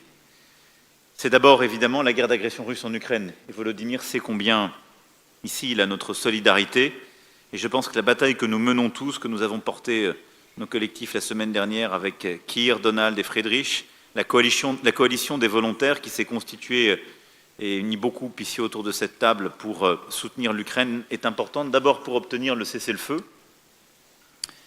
Et si besoin était, je crois que les dernières heures ont montré à cet égard que la Russie n'avait pas envie de cessez-le-feu. Et que s'il n'y a pas une pression accrue des Européens et des Américains pour obtenir ce résultat, il ne sera pas spontané. Et au fond, la Russie veut reprendre des discussions qui sont connues, celles qui se sont tenues entre février et mai 2022, qui n'ont pas empêché les crimes de guerre à Boutcha et ailleurs, et qui n'ont donné aucun résultat. Et nous devons pousser sur ce chemin et bâtir une paix juste et durable pour l'Ukraine. C'est aussi tout le travail qui est en train d'être finalisé, et j'espère qu'il sera parachevé et qui permettra un traité de paix entre l'Arménie et l'Azerbaïdjan, et je veux dire ici vraiment à Nicole et Ilham notre plein soutien à tous pour obtenir sur ce chemin la signature de ce traité de paix. C'est d'avancer sur des questions qui restent entre Belgrade et Pristina.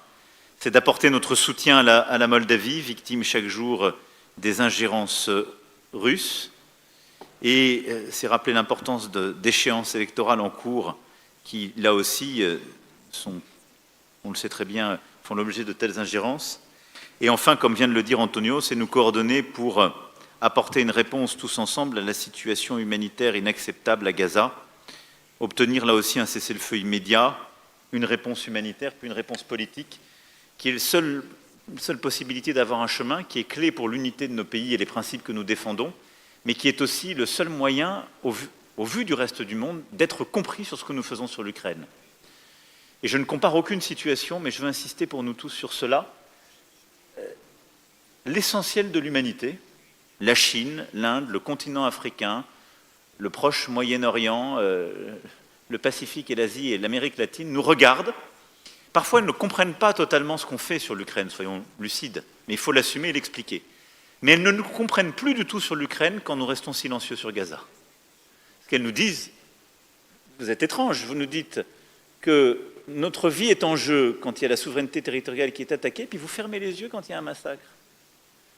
Et je ne compare rien, je sais les histoires, mais je veux vraiment ici nous réveiller collectivement sur la cohérence que nous devons tenir sur ces points. Au fond, nous le voyons, toutes ces situations montrent le besoin de paix, la nécessité évidemment de revenir par la diplomatie, mais c'est le chemin sur lequel nous devons trouver de l'unité pour notre sécurité et sur lequel nous devons construire aussi une réponse collective. Et derrière, pour être crédible, là aussi, avoir une réponse commune.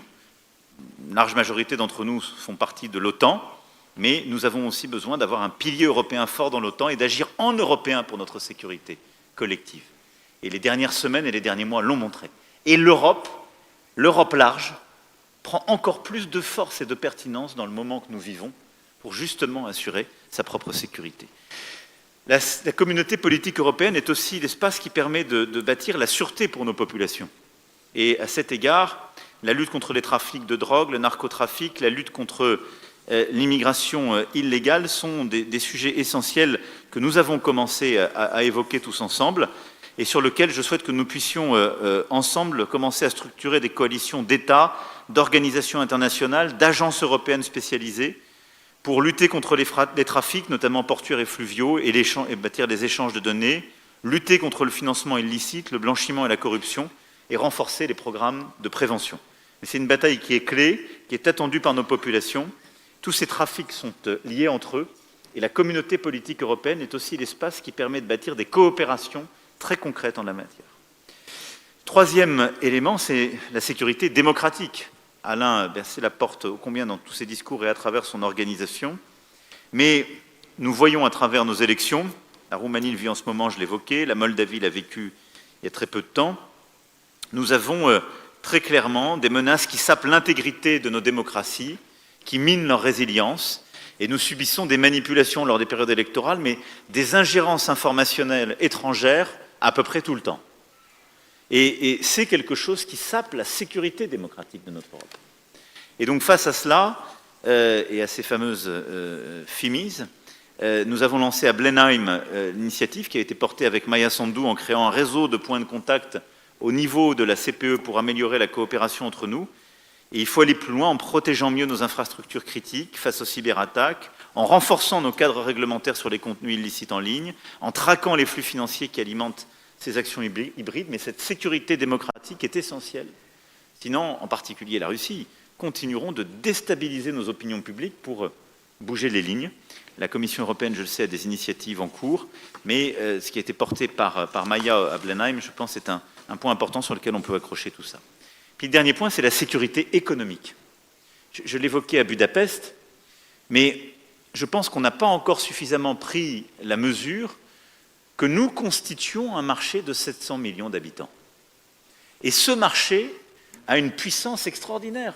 Il est beaucoup plus gros que le marché américain, il est beaucoup plus cohérent, et en fait, compte tenu du niveau de vie moyen, il est plus structurant que le marché chinois.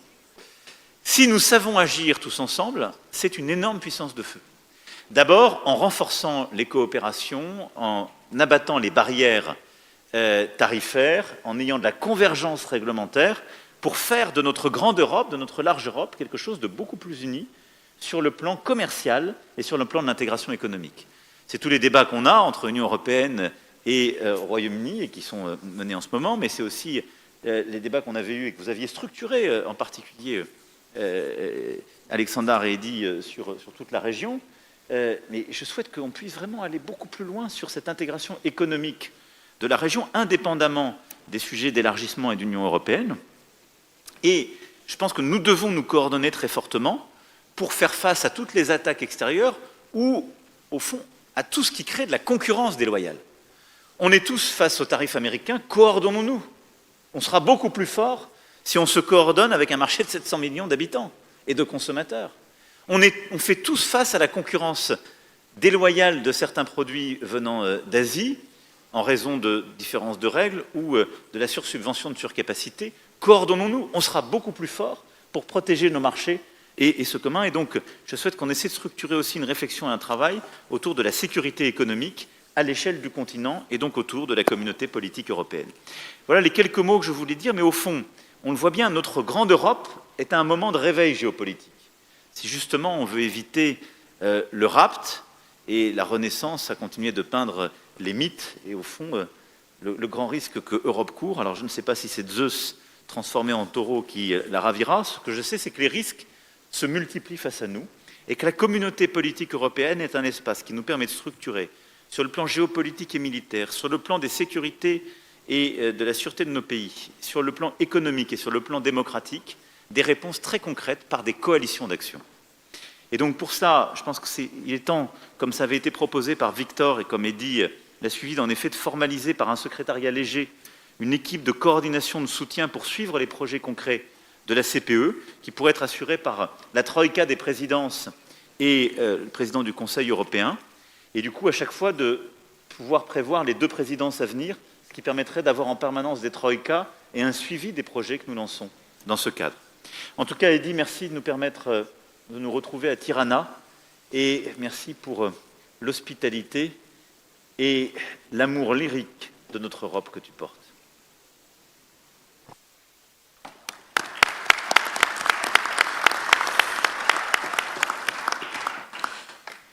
Thank you, and now it's an honor to give the floor to a special friend of all of us and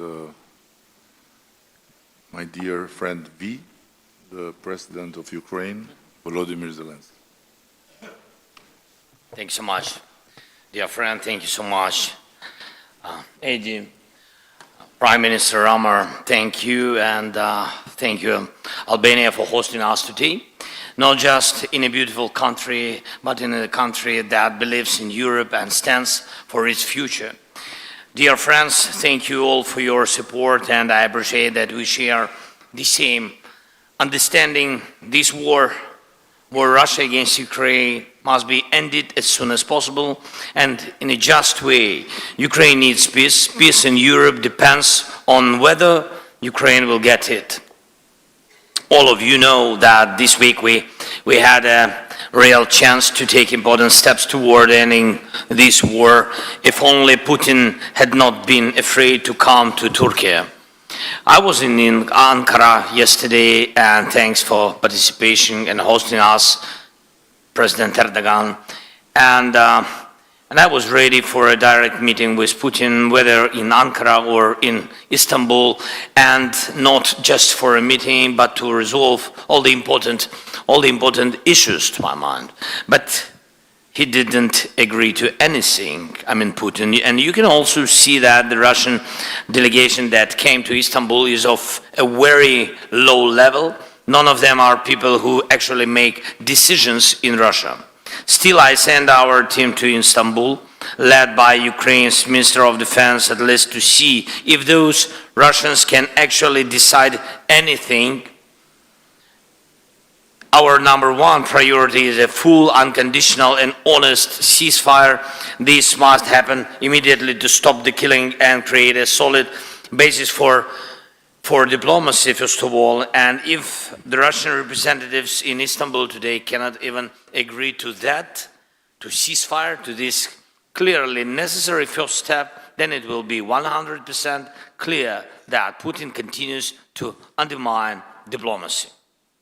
If that's not the case, there must be at least some result today, starting with a ceasefire. The Ukrainian delegation has a mandate to make decisions. As we saw yesterday, Russia sent almost the same people it sent in 2022.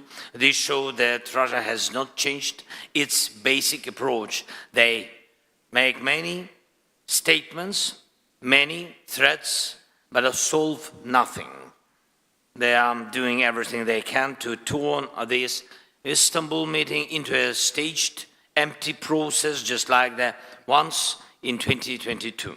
It's not us or Western leaders who are disrupting the negotiation, as the Russians have been claiming for years. It's Russians who send empty heads to the talks. And that's what destroys the meaning of diplomacy. So if it turns out that the Russian delegation really is just theatrical and can't deliver any results today, the world must respond.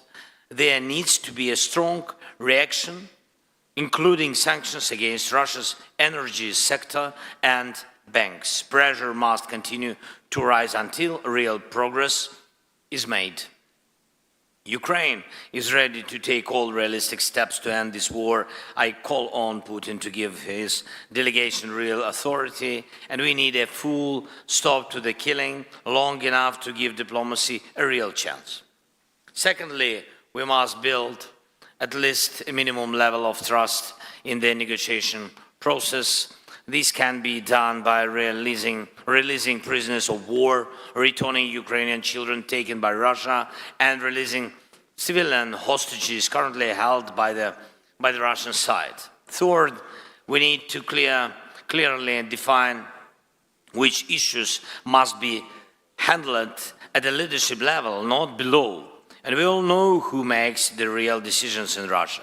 Fourth, together with our leaders and together with the countries who are here with us today, we have begun to create a new security architecture for Ukraine and all of Europe. I thank everyone who is on board. Now it's time to move to very practical steps. And fifth, the United States. President Trump wants to end this war.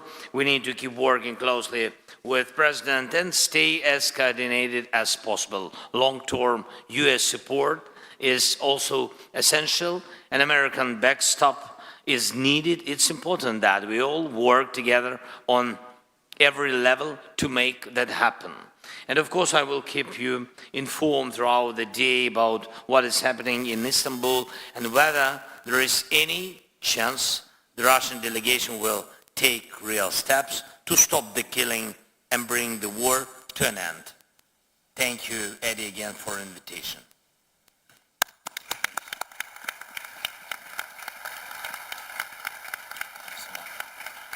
Thank you so much, and it's a particular honor to have here with us, and always a special guest in Albania, the President of Turkey, Recep Tayyip Erdogan. Mr. President, you have the floor.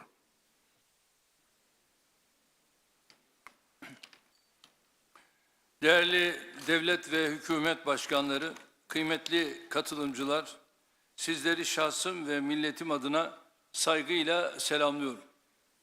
Avrupa Siyasi Topluluğu 6. zirvesinde sizlerle tekrar bir arada olmaktan büyük bir memnuniyet duyuyorum.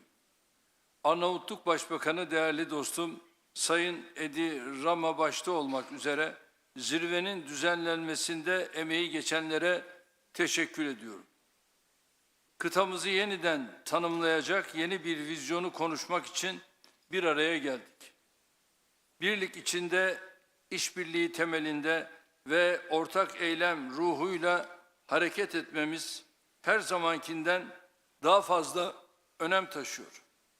Uluslararası alandaki güven bunalımının aşılması için adil ve kapsayıcı bir küresel yönetişim mimarisinin tesis edilmesine ihtiyaç var. Güvenliğin bölünmezliği ve refahın daha hakkaniyetli paylaşılması ilkeleri üzerinde bina edilecek bu dönüşümü bizler Avrupa kıtası olarak öncelikle kendi evimizde başlatmalıyız. savunma sanayi, enerji, ulaştırma koridorları ve bağlantısallık, arz ve tedarik zincirleri, dijital piyasalar ve kritik mineraller gibi muazzam işbirliği potansiyeline sahip olduğumuz birçok alan bulunuyor. Avrupa güvenliğinin geleceğini istişare ettiğimiz bu kritik dönemde Avrupa Birliği'nin kendi savunma sanayisini geliştirmesine yönelik gayretler faydalıdır.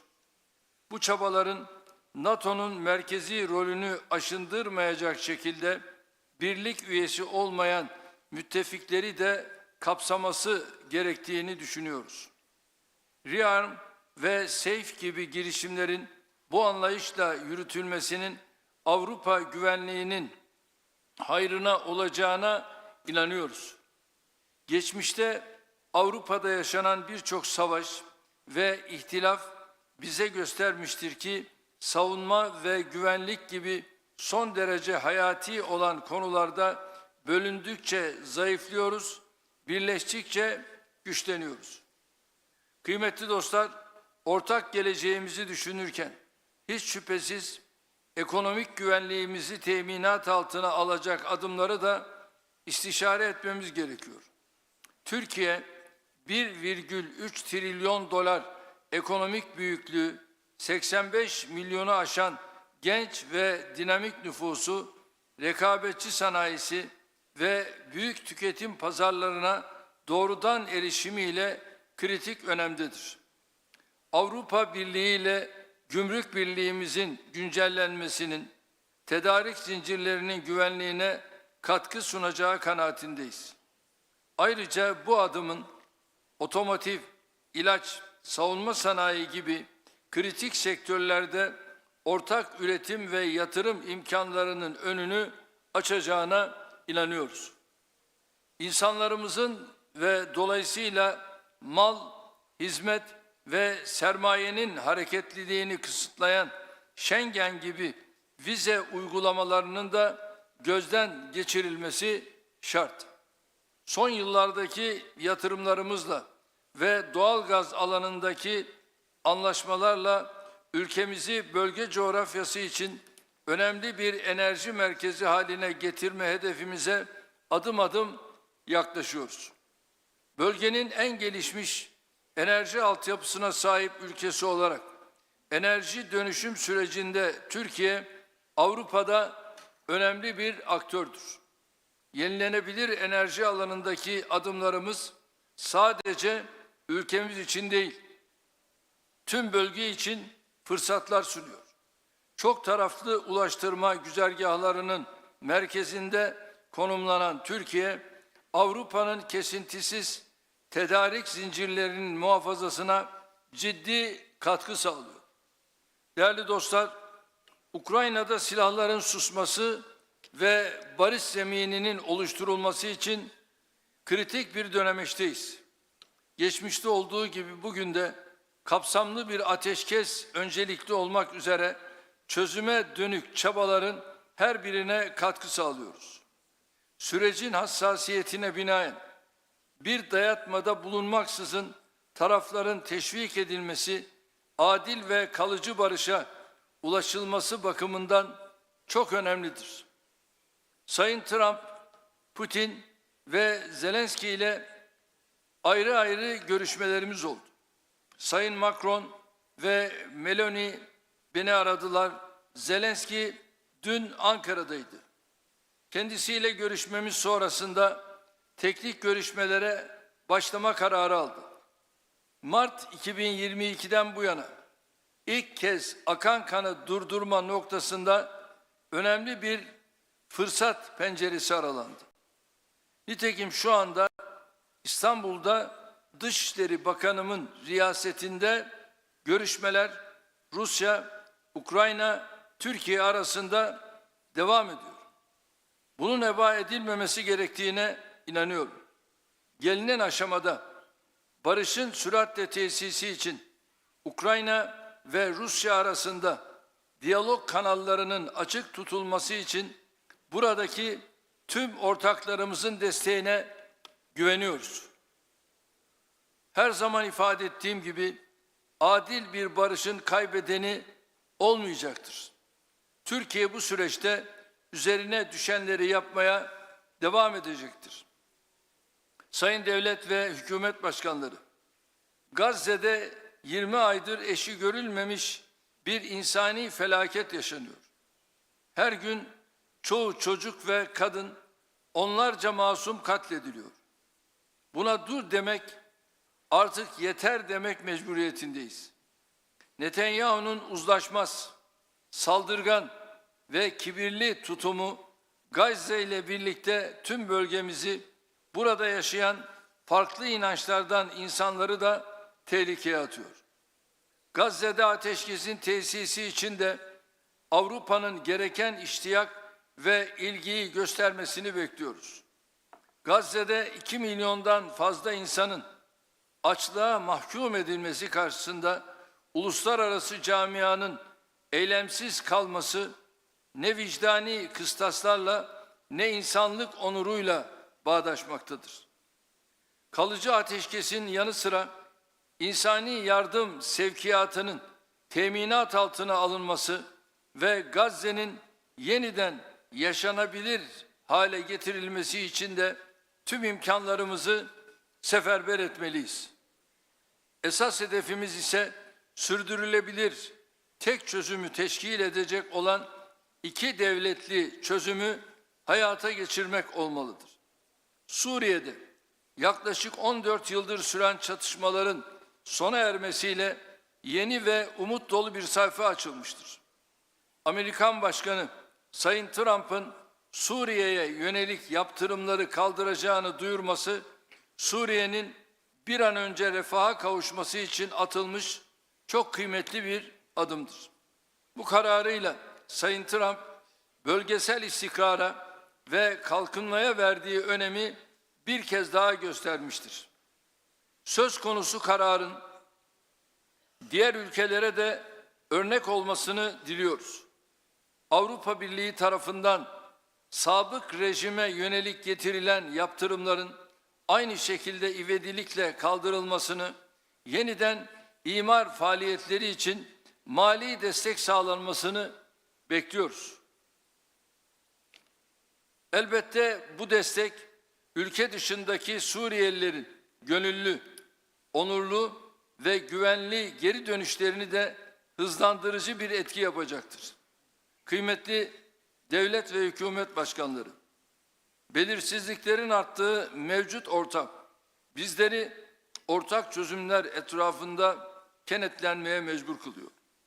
Dayanışmayı, kaynaklarımızı iyi kullanmayı ve samimi işbirliğini sağladığımızda kıta olarak üstesinden gelemeyeceğimiz tehdit ve sınama kalmayacağına canı gönülden inanıyorum. Bu düşüncelerle toplantımızın güvenli, müreffeh ve istikrarlı bir Avrupa için hayırlar getirmesini temenni ediyor. Hepinize saygılarımı sunuyorum.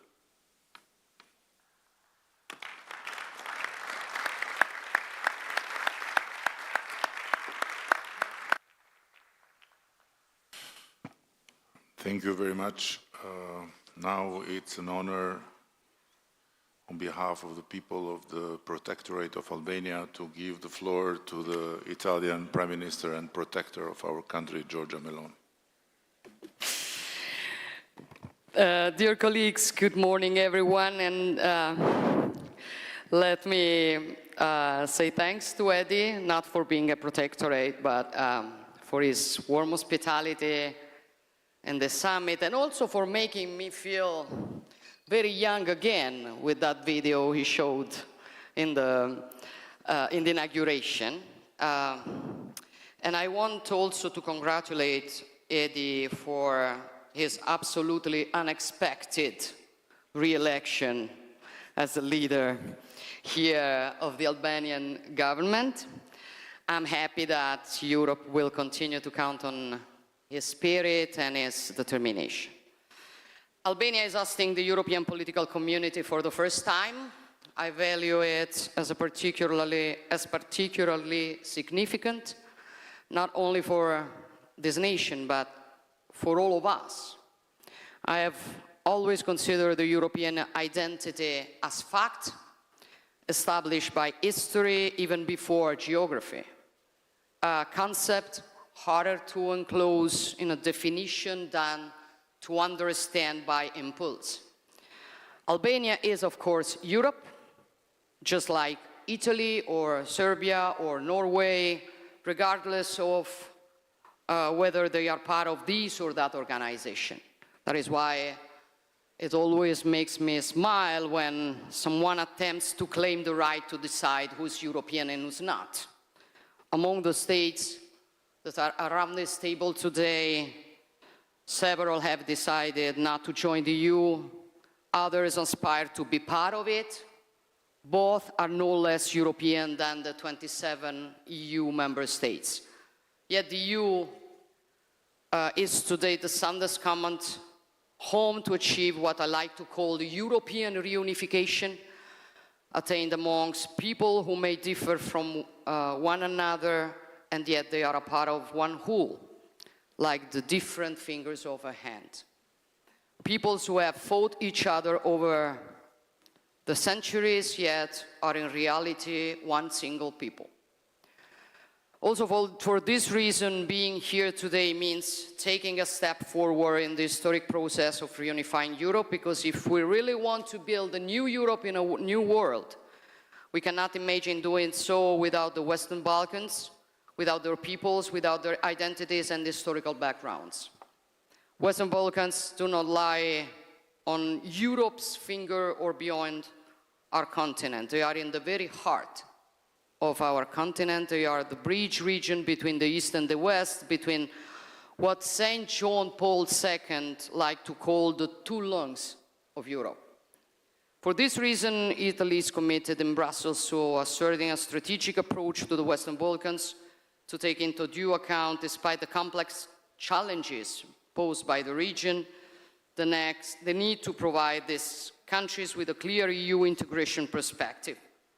Of course, enlargement involves new challenges, but I'm convinced that the European integration of Western Balkans, as well as towards the East, is also a strategic investment on Europe's own security, even more so in light of what is happening on our borders. We live in an extremely interconnected world. Our destinies, interdependence is fact. What happens on Europeans' eastern borders is connected with what happens on its Mediterranean borders and vice versa. The wound that Russia's wars of aggression against Ukraine has inflicted on the rules-based international system still produces the stabilizing effects well beyond the war borders. And like a domino, this contributes to reigniting or detonating other crisis hotbeds. We have witnessed this in the Middle East, and not only there. That is why we will continue to stand by Ukraine and to strive for this war to immediately come to an end, because our security and freedom depend on restoring the force of law over the law of the strongest. And speaking of Europe and freedom, I believe it is nothing more European than a people willing to risk everything to defend its own freedom and independence. Every day, the heroism and tenacity of the Ukrainian people reminds us what Europe is and what the deepest aspect of our common identity is: freedom.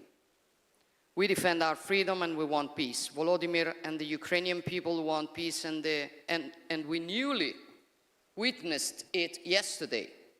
The world saw who was really willing to sit at a negotiation table and who was not. And this shows also with respect to certain propaganda who looks for peace and who doesn't. At the same time, we must not interpret what happened yesterday as a setback and throw in the towel. Instead, we must insist with determination to finally achieve an unconditional ceasefire and a true peace agreement with serious security guarantees for Ukraine, and we are absolutely ready to do what is needed to reach this goal. However, colleagues, I do agree with many things that Eddie said in his speech, but building a new Europe in a new world, as advocated by this session, means, in my opinion, before talking about what we have to do, starting from our very foundations and reflecting mainly on who we are. None of us is interested in strengthening any form of union amongst European states, if not for protecting what we are and what we want to continue to be in the coming decades and centuries in such a fast-changing world. Because if Europe sometimes proves unable to face the great challenges, it is no one else's fault. It is our responsibility. And it is up to us to choose whether to go along a decline or instead fight it. And if we decide to fight it, first of all, we need to regain awareness, which is mainly awareness of who we are, what the European civilization is, of the great achievements it has accomplished across the history of humankind. A synthesis of values resulting from the encounter between Greek philosophy, Roman law, Christian humanism, a synthesis of values that allowed European civilization to conceive a world in which the person is central, life is sacred, and human beings are free and equal. A civilization that respects the identities of the others without denying its own, and that builds peace where instead others see destruction. We are this. We are this before everything. And I think we have, first of all, to remember it every day if we want to build a Europe up to the role received from history. Thank you.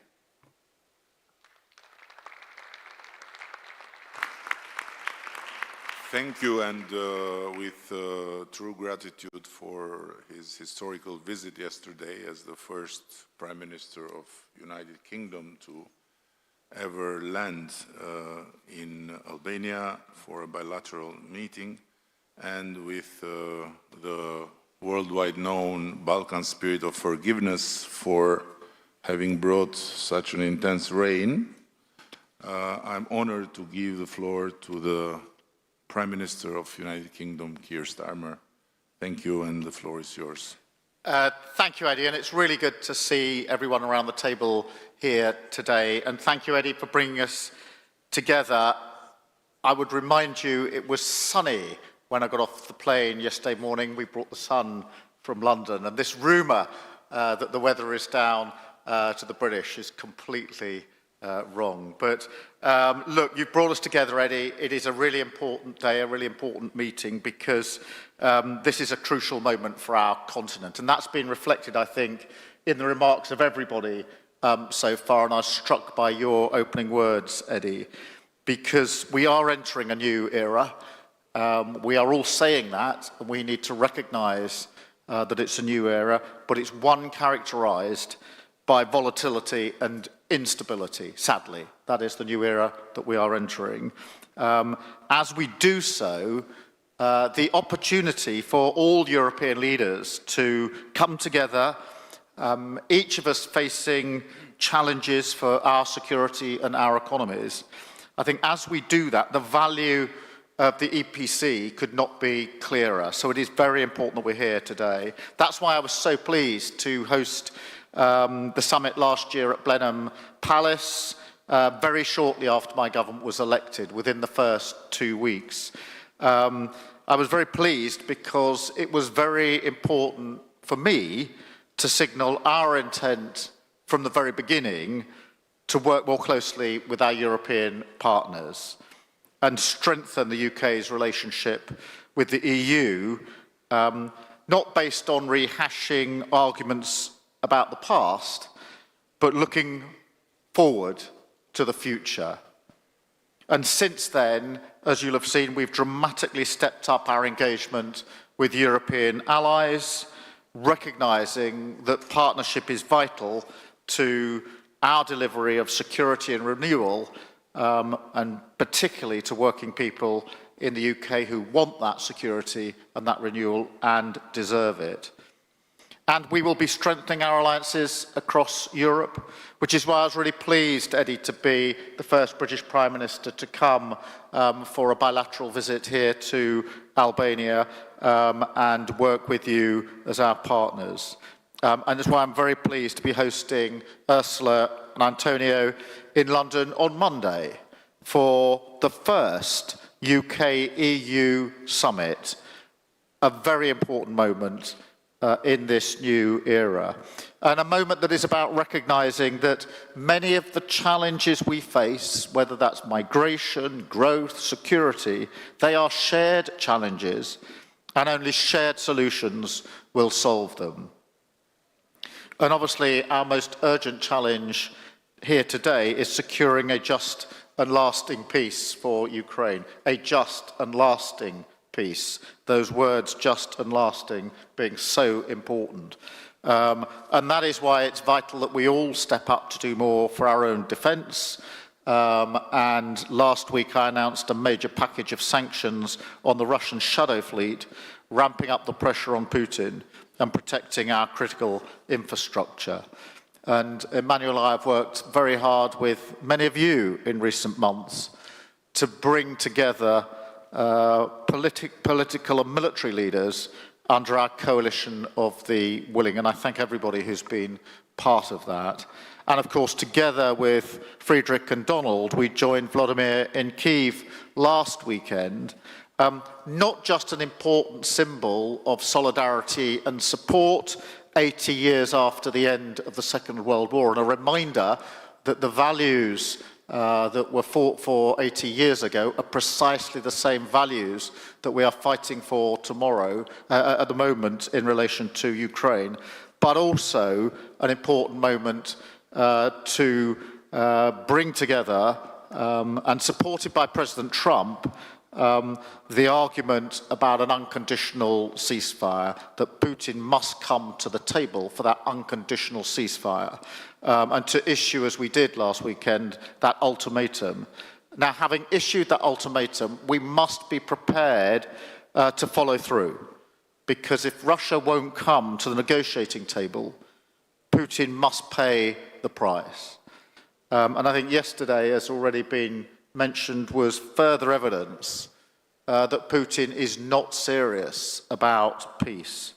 Russia is dragging its feet and playing games, whilst Ukraine has shown itself to be the party of peace. And Vladimir, your leadership throughout this conflict, your leadership in fighting the Russian aggression and the resilience and courage of the Ukrainian people is, I think, something for us all to hold up, but also your leadership in the fight for peace, because it was you that put on the table some weeks ago now the unconditional ceasefire. So Ukraine is clearly the party of peace, and we all need to line up as allies to ensure that we get the ceasefire that is desperately needed and deliver sanctions if that is necessary. And the United Kingdom is fully committed to playing our full part, which is why we've boosted our defence spending to 2.5% of GDP in 2027, with the clear ambition to reach 3% in the next Parliament. And I know others here are stepping up, obviously, as well, so that together we deliver a generational shift in European defence and tackle the challenges that undermine our stability and security. And those challenges include migration, a challenge that preys on the most vulnerable and places a huge strain on our immigration system, as well as our public services. And that's why I put illegal migration on the agenda at Blenheim, why I chaired a discussion on the topic in Budapest. I'm really pleased, Eddie, that you include it again on the agenda for today. Because the truth is, this is a challenge that crosses our borders, a challenge we have to confront together. All of our citizens want an immigration system that is fair and that works for the national interest. And now is the time to work together to secure our shared borders. And this approach is already paying off. Yesterday, I visited Durrës port and saw firsthand how the UK is working with Albanian law enforcement to disrupt cross-border crime. And in March, I hosted the first major international summit to tackle organised immigration crime, highlighting work with European partners that is already driving results. But now is the time to do more across the board on immigration, national security, and we all know it's absolutely critical to our economic security as well. So in a new era for trade and the economy, we will increase our resilience, strengthen our alliances, and reduce barriers to trade with our allies around the world and across Europe. In this time of great uncertainty and volatility, the UK will not respond by turning inwards, but by taking its place on the world stage, strengthening our alliances, supporting freedom and peace in Europe. And I thank you, Adi, again for convening us today in pursuit of those common themes and issues.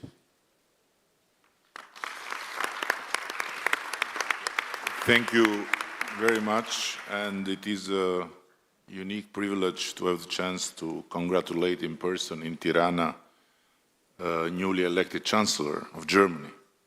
And it is, I believe, a lifetime chance to be the Prime Minister of Albania and have in your hands the possibility to give or not give the floor to the German Chancellor. So the floor is yours, dear Chancellor Merz, and congratulations, and we all look forward for the leadership of Germany. Thank you, Prime Minister, dear Edi Rama. Many thanks for your warm welcome and many thanks for your hospitality here in Tirana. And let me say that I'm very happy to be here and to have the honor and opportunity to be with you first time in this distinguished group of political leaders of Europe. Thank you to all of you who sent congratulations to my election, and I'm looking forward to a very close cooperation myself, but our new government as well, with all of you. So it's strongly needed, but we are ready to do so. Having said that, allow me to focus on 2 or 3 issues briefly. The first one is this European continent is challenged by something which we have not yet seen for decades, which is a very tough and strong war in Ukraine. This is not just a war against this country. If it were so, it was critical and terrible enough. But this is something which is directed against the entire political order of our continent. So you all know that Donald, Keir, Emmanuel and myself, we went to Kiev to see President Zelensky last Saturday, and we did that not just on our own behalf. Hopefully we did that on behalf of all of you, to show our decision and our commitment to this country and to this European political order. And we are determined, the 4 of us, and I hope all of you, that we have to continue to give support, strong support, politically, economically, financially, militarily, to this country. And our efforts have shown a very, very small diplomatic success. The fact that they are meeting today, first time for 3.5 years.